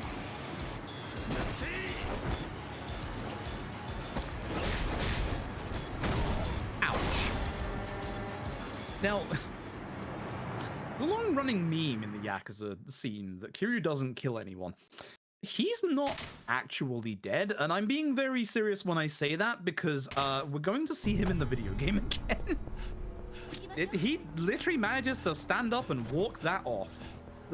This is why the Man in Black is so impressive. With everything that we've done to him so far, he just keeps getting back up. Just keeps trying to fight us. He is actually genuinely completely fine. Don't run to the right here. There are enemies to the right, so you have to be very careful. We're going to do one last little menu here, and this is going to be our last menu up until the end of the game in terms of our weapons. So we want to go into our menu, use a muscle soda. Oops, not that. So we want to re-equip our sword. That's a good, healthy amount of weapon hits, actually. This run's gone really well in terms of that. This is Kurahashi, the secret survivor of the Kiwami raid a long time ago. Now, hopefully, he doesn't do... Well, hopefully he does do the thing, actually. He didn't do the thing, that's a shame. Sometimes Kurahashi, he kind of slides along the floor. So if you hit him into that desk next to us at the right angle, he actually just slides across the floor, which is kind of funny, but really bad for the run. What we do there is we quick step cancel backwards to be able to attack the enemies, to make it so we can take them out before this feel the heat. Because they can go into a really weird position when you do the feel the heat. And that's that. Thanks, chair, again. Hitboxes in the hitboxes, like the actual like the physics in the Dragon Engine are actually wonderful. Like they're a bit of a problem for Yakuza speedrunning because like weapons and stuff can break when we need them, but it never gets old seeing like enemies bounce off the floor or chairs just fly through the sky. It is a fantastic engine. I'm curious as to what the Unreal Engine is going to bring, because we're moving to the Unreal Engine for the Ishin remake. So that's going to be interesting. Also, I am somebody that has imported and played a lot of Ishin. If you're like the Yakuza series, please get Ishin. Why could I not skip that? That was weird. Please get Ishin. You will like Ishin. I can promise you that. If you liked Yakuza 0, you'll like Ishin. It was in the same era of Yakuza games, so it's very much similar gameplay-wise. You will like Ishin. I can promise you that right now. But we're going to do a little bit of back and forth around town here. We've got to find Kaoru. She's at Serena. We're then going to run around like to Purgatory and stuff like that. So we've got a little bit of downtime here. So if you've got any messages, I would absolutely love to hear them.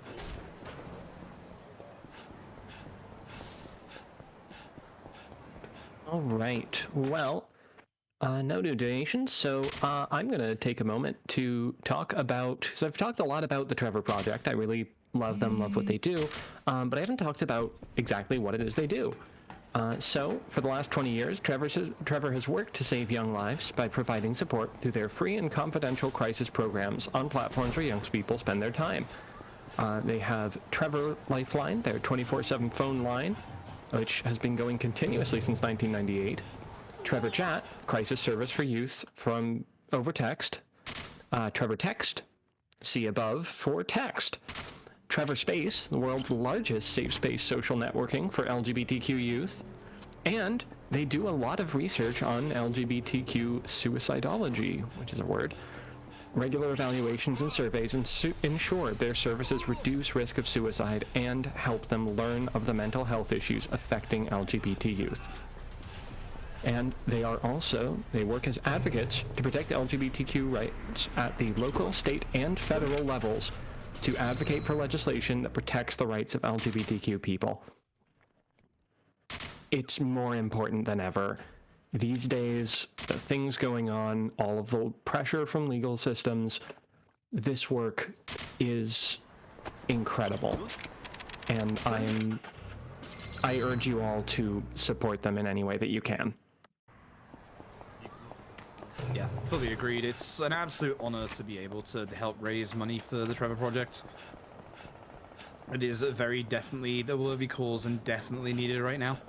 Could not agree more.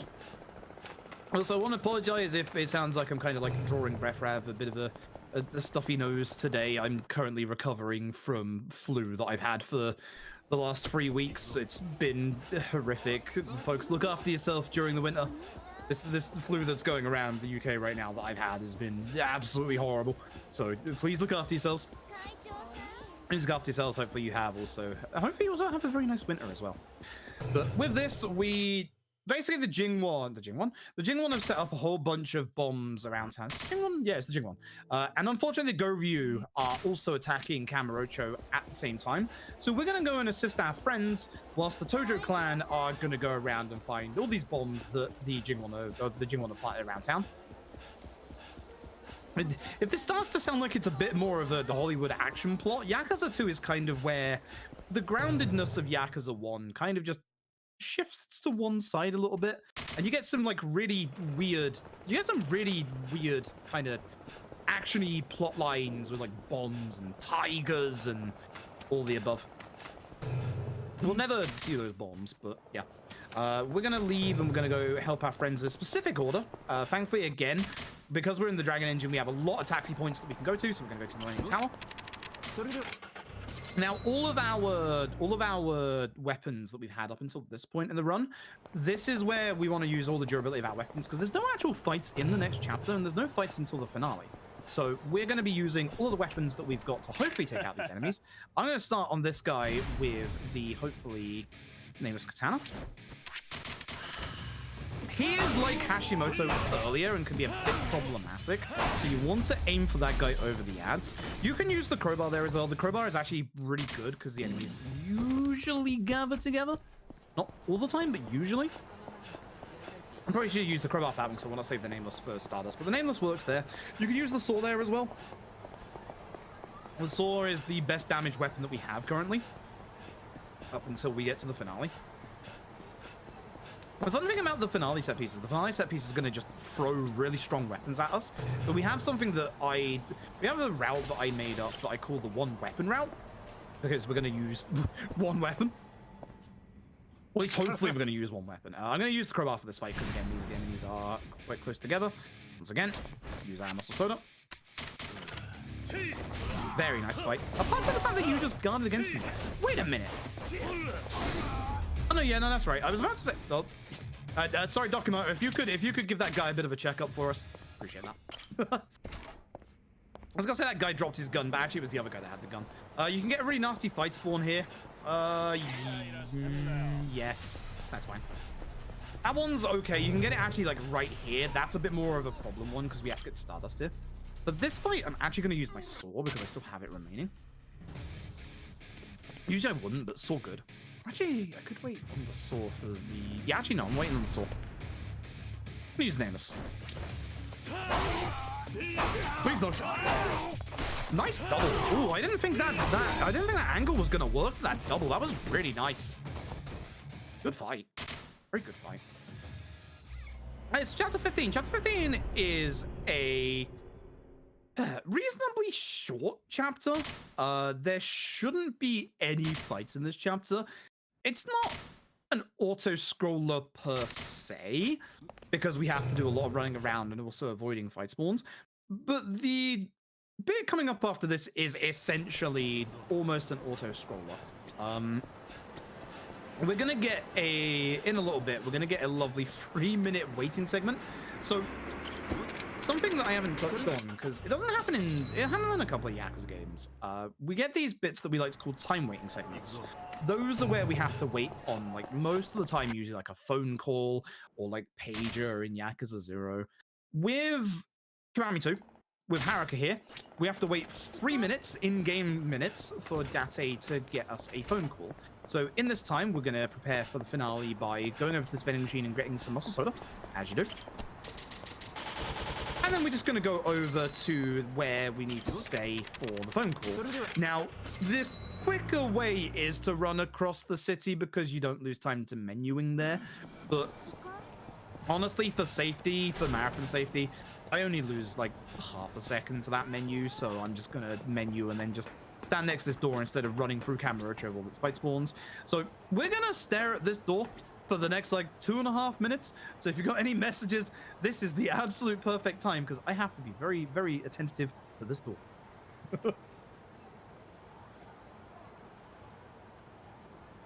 All right. Well, might as well talk about what's coming up on the schedule here.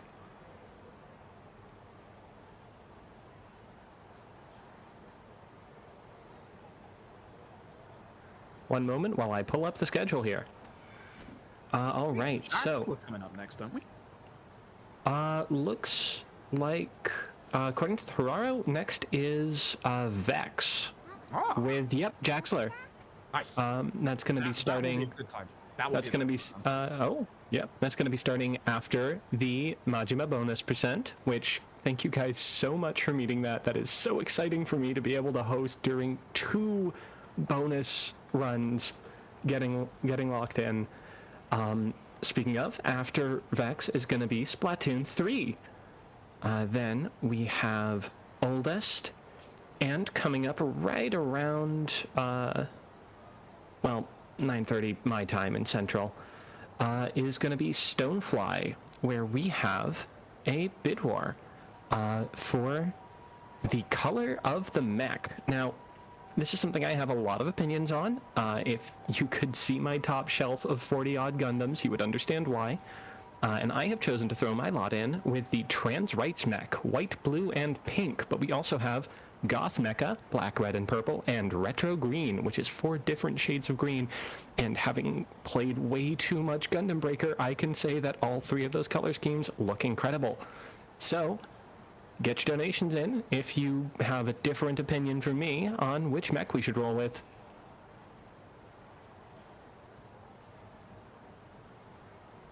Still got time on that door, huh? This is one of the best looking doors I've ever had the pleasure of staring at for 3 minutes in a speedrun. It's a not the only one. It's a fantastic wall texture too. It looks like one of those magic eye puzzles. Yeah, because of this FOV as well, it looks like we're actually taller than the door. It looks like we actually have to crouch to get in. We don't.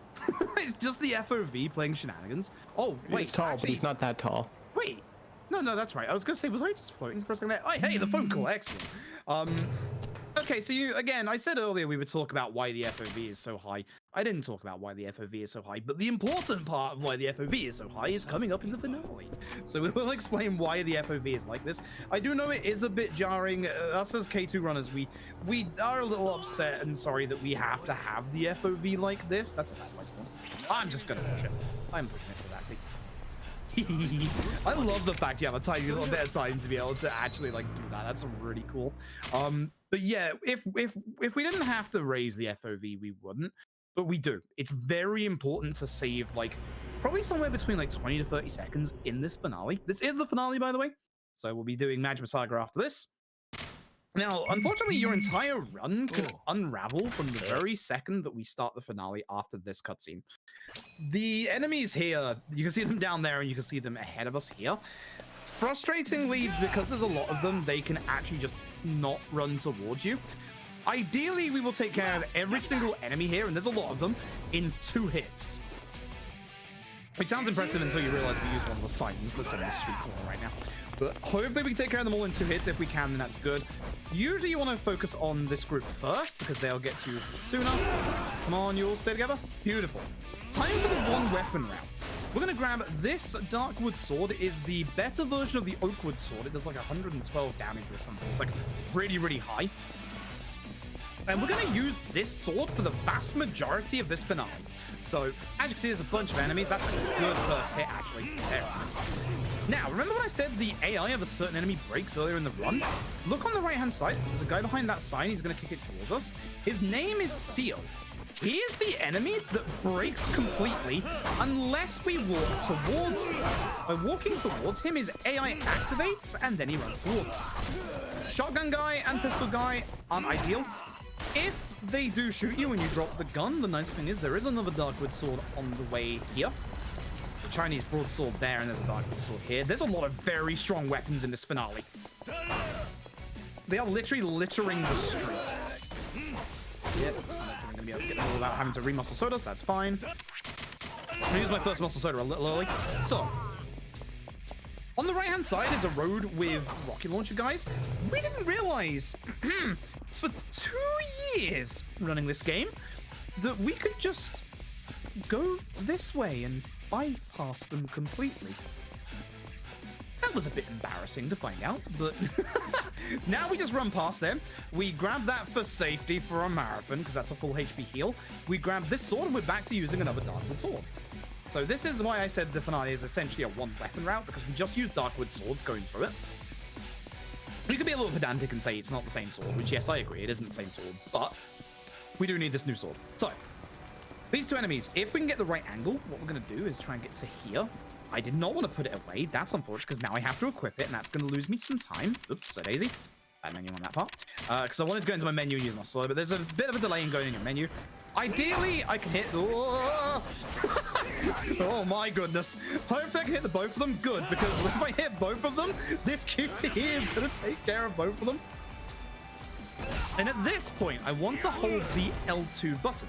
The L2 button or left trigger, that is what positions the camera around behind you, but also if you're holding it, it cancels you using heat attacks. So, this is why the FOV is so high. You see the entrance to Purgatory all the way down there? That's an enemy spawn point. So what we've done is we've raised the FOV this high, and we're going to keep focus on that point there. Remember what I said about the fight spawns earlier? If we are looking at a certain place, the game will think that we can see, like all the way down there, and it won't spawn enemies. This should be the last enemy spawn, just to attack them. Good. Good first phase. This phase is a bit of a pain. The enemies here have grenades. So if that happens, you can sometimes lose the sword. Yeah, I'm going to be a bit careful with you, because yes, you have a grenade. So do you.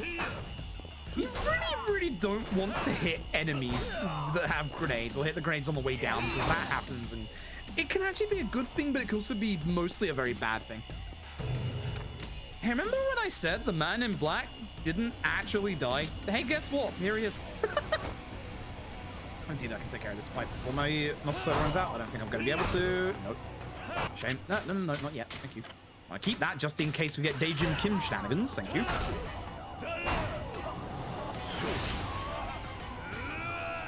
We've hit him with a couple of swords. We drop kicked him out of a window. He got hit by a truck.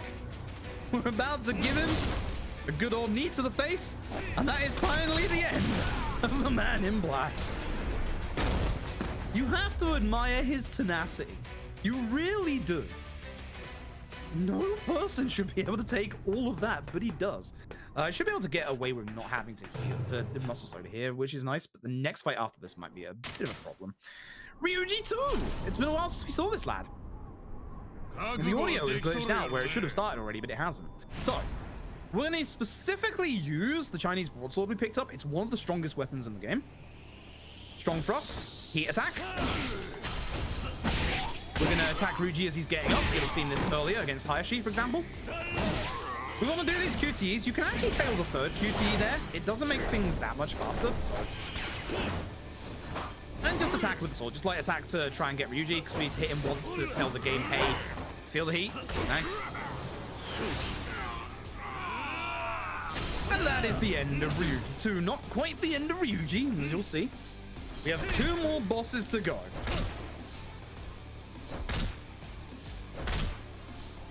And unfortunately, the next boss is the one that likes to end runs.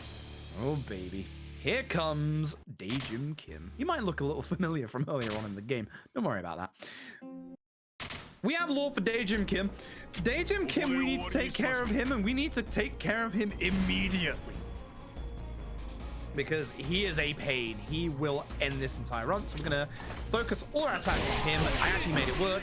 Fail this QTE. It's always XX, so I should be hitting circle here. This makes us do this attack, and then as soon as this cutscene is done, we want to go... I wasn't supposed to fail that one. I just remembered. Wow, I actually made that work? Really?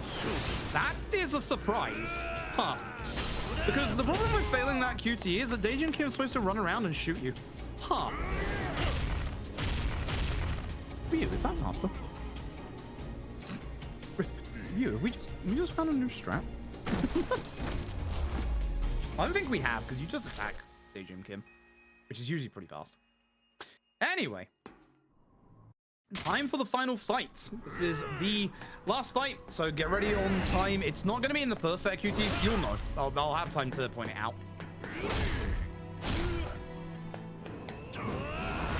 Really upset I died to those tiger dashes. I'm curious what my time is going to be after this. This feels like it's been a solid run. Well, more solid than most of the runs I've done the last few days. Ooh, I've been using the wrong sword. Oh no. That's unfortunate. I hope that's enough damage, because I've been using the wrong sword. It looks like it should be close enough. Might need 1 extra hit. But by doing it in this order, because of us only having 174 attack, we actually make it so that Ryuji doesn't go straight to his final phase after we hit him the first time. Yeah, we should. 1 extra. No, don't hit me on the floor. If he hits you on the floor, there's a really long set QTs. Also, time is coming up on this QT press. As long as I do it right. Time. So, fun fact. If you fail that QTE, it's an insta-death and you have to redo the fight from the beginning. The Yakuza series, the RGG games, they don't have that many insta-death QTEs. There's like 4 of them in total. That's the earliest one. Yakuza 5 has 3 of them. Thanks, Yakuza 5.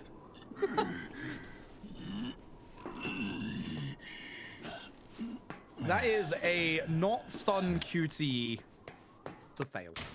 That is a not fun QTE to fail. Also, I have to skip the end credits, otherwise DMCA happens. But that is the any percent. Which means it's now time to go to 25 in game. Interesting. It's now time to go to Majima Saga. So I don't know if you know. I don't know if you want to reset the timer for that. I want to bring up my own timer just in case. How was I doing that run? Oh, that run wasn't too bad actually. Neat.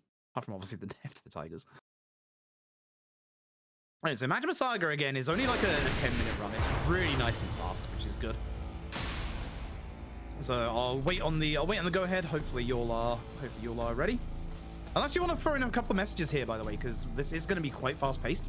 So if you want to throw in a couple of messages now, would actually be a really good time before we get going with Majima.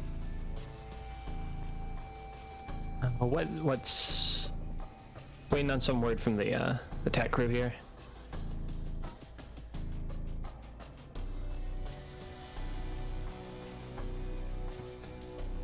Darkwood has the same attack as Crowbar. That's nice.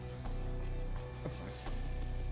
Because your wooden swords are a little nicer for frost attacks and for like length, like range, but your crowbars have such good area. They're really nice. Do love crowbars in this run. All right, I've gotten word that you are good to start. Fantastic. All right, folks, it's time for you to see why we keep calling this spin to win. So if you are ready, we're going to start in 3, 2, 1, go. So Majima Saga is not in the original Yakuza 2. It is exclusive to Kiwami 2. It is a short 3-chapter little side story featuring everyone's favorite Majima. That's Terada. It's basically set between Yakuza 1 and 2. This is Ibuchi.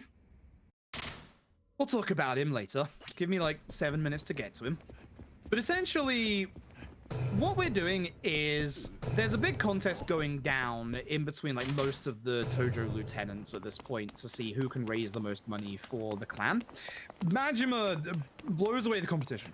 Now, what we're going to do is we're going to have a little bit of trouble where clearly one of our rival groups is going to be a little jealous because they're going to attack Majima's office. So we're going to run back to Majima's office and we're going to get a fight as we get around about just past Club Sega right here. So this is why you've been hearing a lot of donations towards spin. Majima's moveset is a lot less detailed than Kiryu's, and Majima has one really good skill where he spins. Now, for Majima Saga, because it's such a short run, the whole RNG is, again, enemy positioning, and if they're all around it, that would have been good if that was like an attack earlier. That would have been really good if that was the second attack. But essentially, that spin, the very last hit on that spin, is obscenely strong. Like, it's really strong. It's amazingly strong. So that's the reason why we're going to be spinning a lot, is for that last hit. Now, as we go through Kamurocho and in a little bit Sotenbori, if you look at the mini-map, so should we come out here, if you look at the mini-map at the bottom right, you're going to see that there is a group of enemies that are stationary at the bottom right. Majima Saga's fight spawns are all stationary.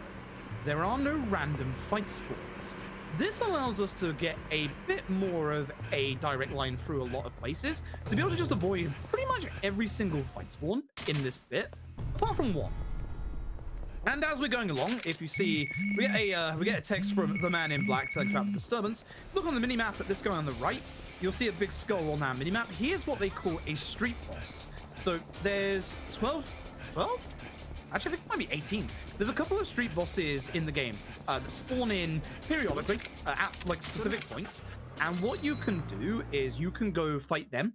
And when you fight them, you get rewards. The first few are a bronze plate, which don't sell for that much, a silver plate, which also doesn't sell for that much, and a gold plate, which, as you saw earlier, sells for like 100,000 yen. So essentially, there's a little bit of a sub thing you can do with Majima Saga where you earn money for Kiryu, which gets him like things you can sell for a lot of money. There's a very easy way to do that though. Just cheat at Mahjong. just cheat at Mahjong. It's fine. Just cheat at Mahjong. It's quicker that way. But the street bosses, essentially, we have like a category for that. It's like under 30 minutes. You spin a whole bunch of times. Who would have guessed that we spin more times? But as we leave Tojo HQ, unfortunately, Uematsu, one of the other Tojo lieutenants, somebody has taken him out. No idea who that could be. Cough, Ibuchi cough. So hopefully everyone gets together here, because this was a good start until that bit. Now, certain fights, as you'll see, you'll actually see me not do the spin and do a normal attack instead. Reason being is that the end of the fight for any of these fights is tied to Majima's animation. So if I was to start a spin there for like a single HP'd enemy, we'd have to wait for the entire spin to go through for the actual fight to end. So there are certain bits where you're going to want to do a normal combo rather than the actual spin, but they're very, very few and far between. And essentially, we're going after Kamura, who is a young lad who works with Majima's family. he was the guy that we spoke to at the start of chapter 1 with the Tojo HQ. He has gone missing. Supposedly, he is the one that carried out the attack on Uematsu, and he has been spotted. We're going to use the Florist's, obviously, information network. He has been spotted in Sotenbori. That's how we get to Sotenbori. And this is where the Majima Saga's story starts to shine. Because if you've never played Majima Saga, the story of Majima Saga is a nice little epilogue to a game called Yakuza 0.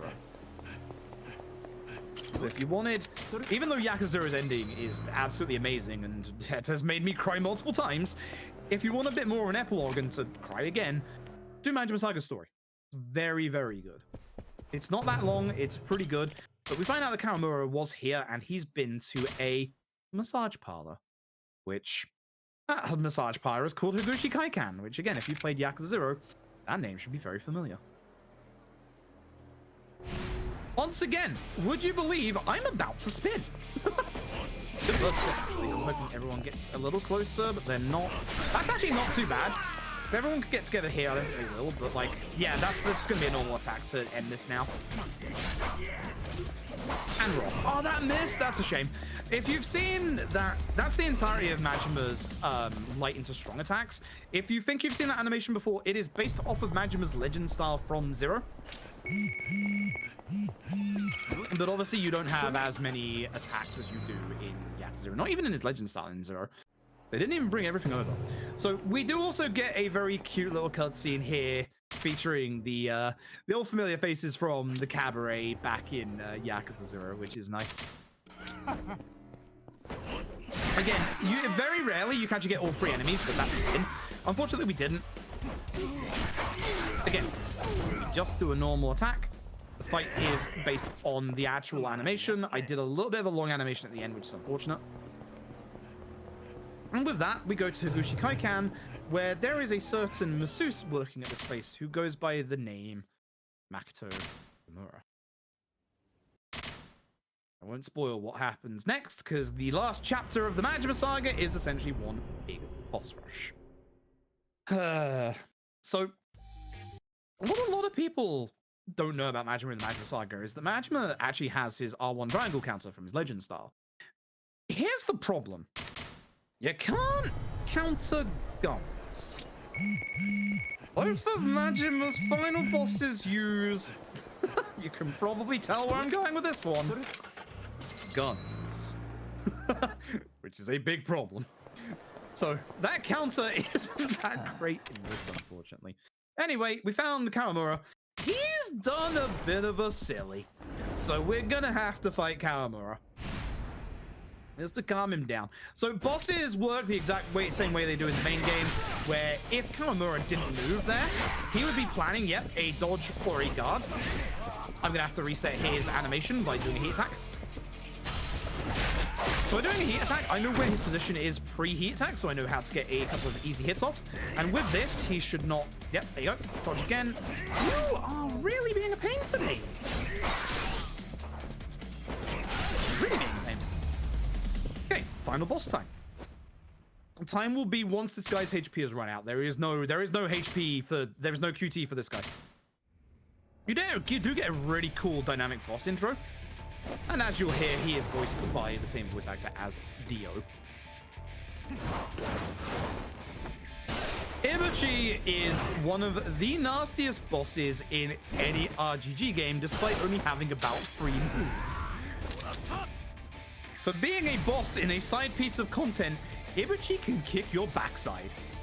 So Ibuchi has one move in particular that we loathe. It is a counter. He usually doesn't bring it out in the first half, but he can. You want to wait. Now, he hasn't done his dodge, so he's going to dodge or guard when I try and attack him there. That's why I do the heat attack, because I know that I'll get a free hit off.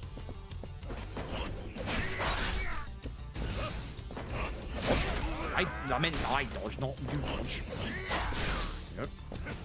There it is. 1. We like to keep a running count of how many times he counters us. That's unfortunate. Again, the spin is a little more damage. But you saw how he just grabbed me mid-spin? That should not be allowed, but it apparently is. that counter literally counters anything. Get ready on time. It should be the next spin. Free? Free, Ibuchi? Free? Wait. 4! It's a bad Ibuchi day. Time. You fall over that railing. How dare you? 4 times? Oh, that's horrible. Yeah, the grab has hyper armor, so he just goes through any of your attacks. I mean, any of your attacks. And if you're thinking, why not use Majima's counter? You can't.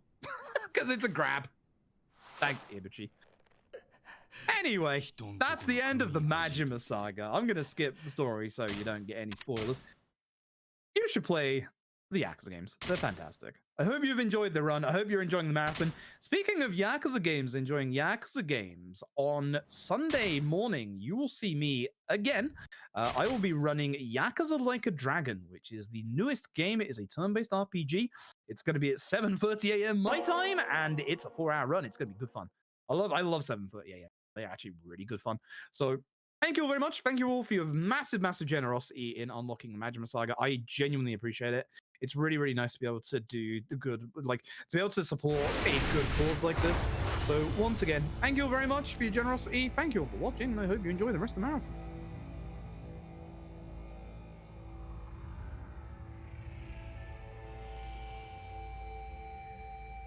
That was beautiful.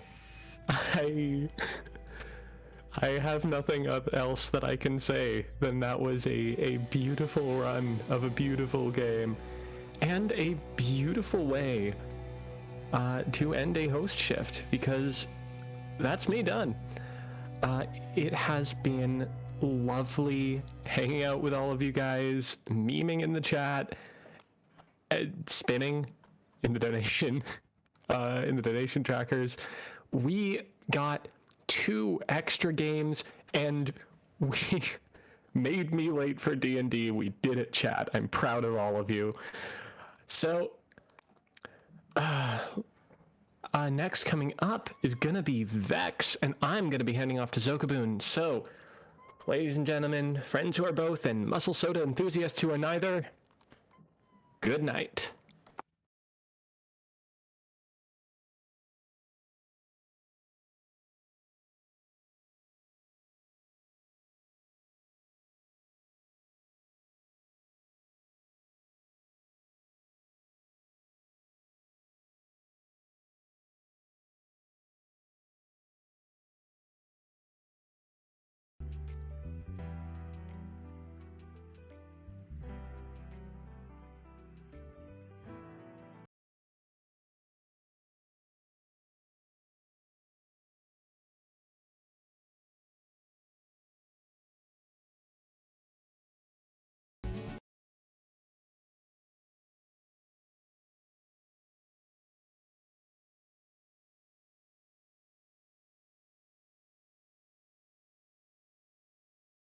Hello. How are all you fine, fantastic folks tonight? You are watching Winter Pride 2022, presented by Power Up with Pride. My name is Zokuba, and it's my honor to be your host for our next couple of runs tonight. And of course, if you're just topping in, if this is your first time here, we are running all weekend. This marathon is going all weekend to benefit the Trevor Project, which is the leading national organization providing crisis intervention, suicide prevention services to lesbian, gay, bisexual, transgender, queer, and questioning youth. You can check them out at www.thetrevorproject.org to access their services, find out more about their impact, or to donate. Or, hey, you know what? You can donate here through us, and we'd love to have your support. And in addition to having that great donation of yours going to the Trevor Project, we've got some great incentives for you coming up. It's actually thanks to amazing donations like yours that we've unlocked our first locked game of the event. Ooh, words. We've unlocked our first game of the event, Splatoon 3, coming up after our next run. Vex, any percent, being run by Jaxler. And I'm going to get you all hyped up for what's coming up because we've got a race of Stonefly by Roadkill Revenge and Osborne. And as the fantastic Barashel announced earlier, you can help decide what color the mechs will be. We've got trans rights. We've got a goth mecha. We've got retro green, which is 4 shades of green that look kind of like what you would have on a Game Boy, which that's a hit of nostalgia right there. Right now, trans rights is in the lead with $10, and we love that. But it is a race. There are 2 mechs. You can have that influence over that run. Also coming up later in the marathon, we've got Jumper 2. That's actually coming up about like 5 a.m. my time. I'm going to go ahead and do that rocky math, like in about 10 hours. So you've got 10 hours to raise $300 to unlock taunt mode for that run. And of course, you're going to want to get that command in the chat. I believe it's !donate, but if a wonderful mod, one of our wonderful mod team could go ahead and get that link in the chat for me, that will take you to our tracker where when you put in your donation, go ahead, make sure you select the incentive and how much you want to put to that incentive. Again, the run can be influenced by you.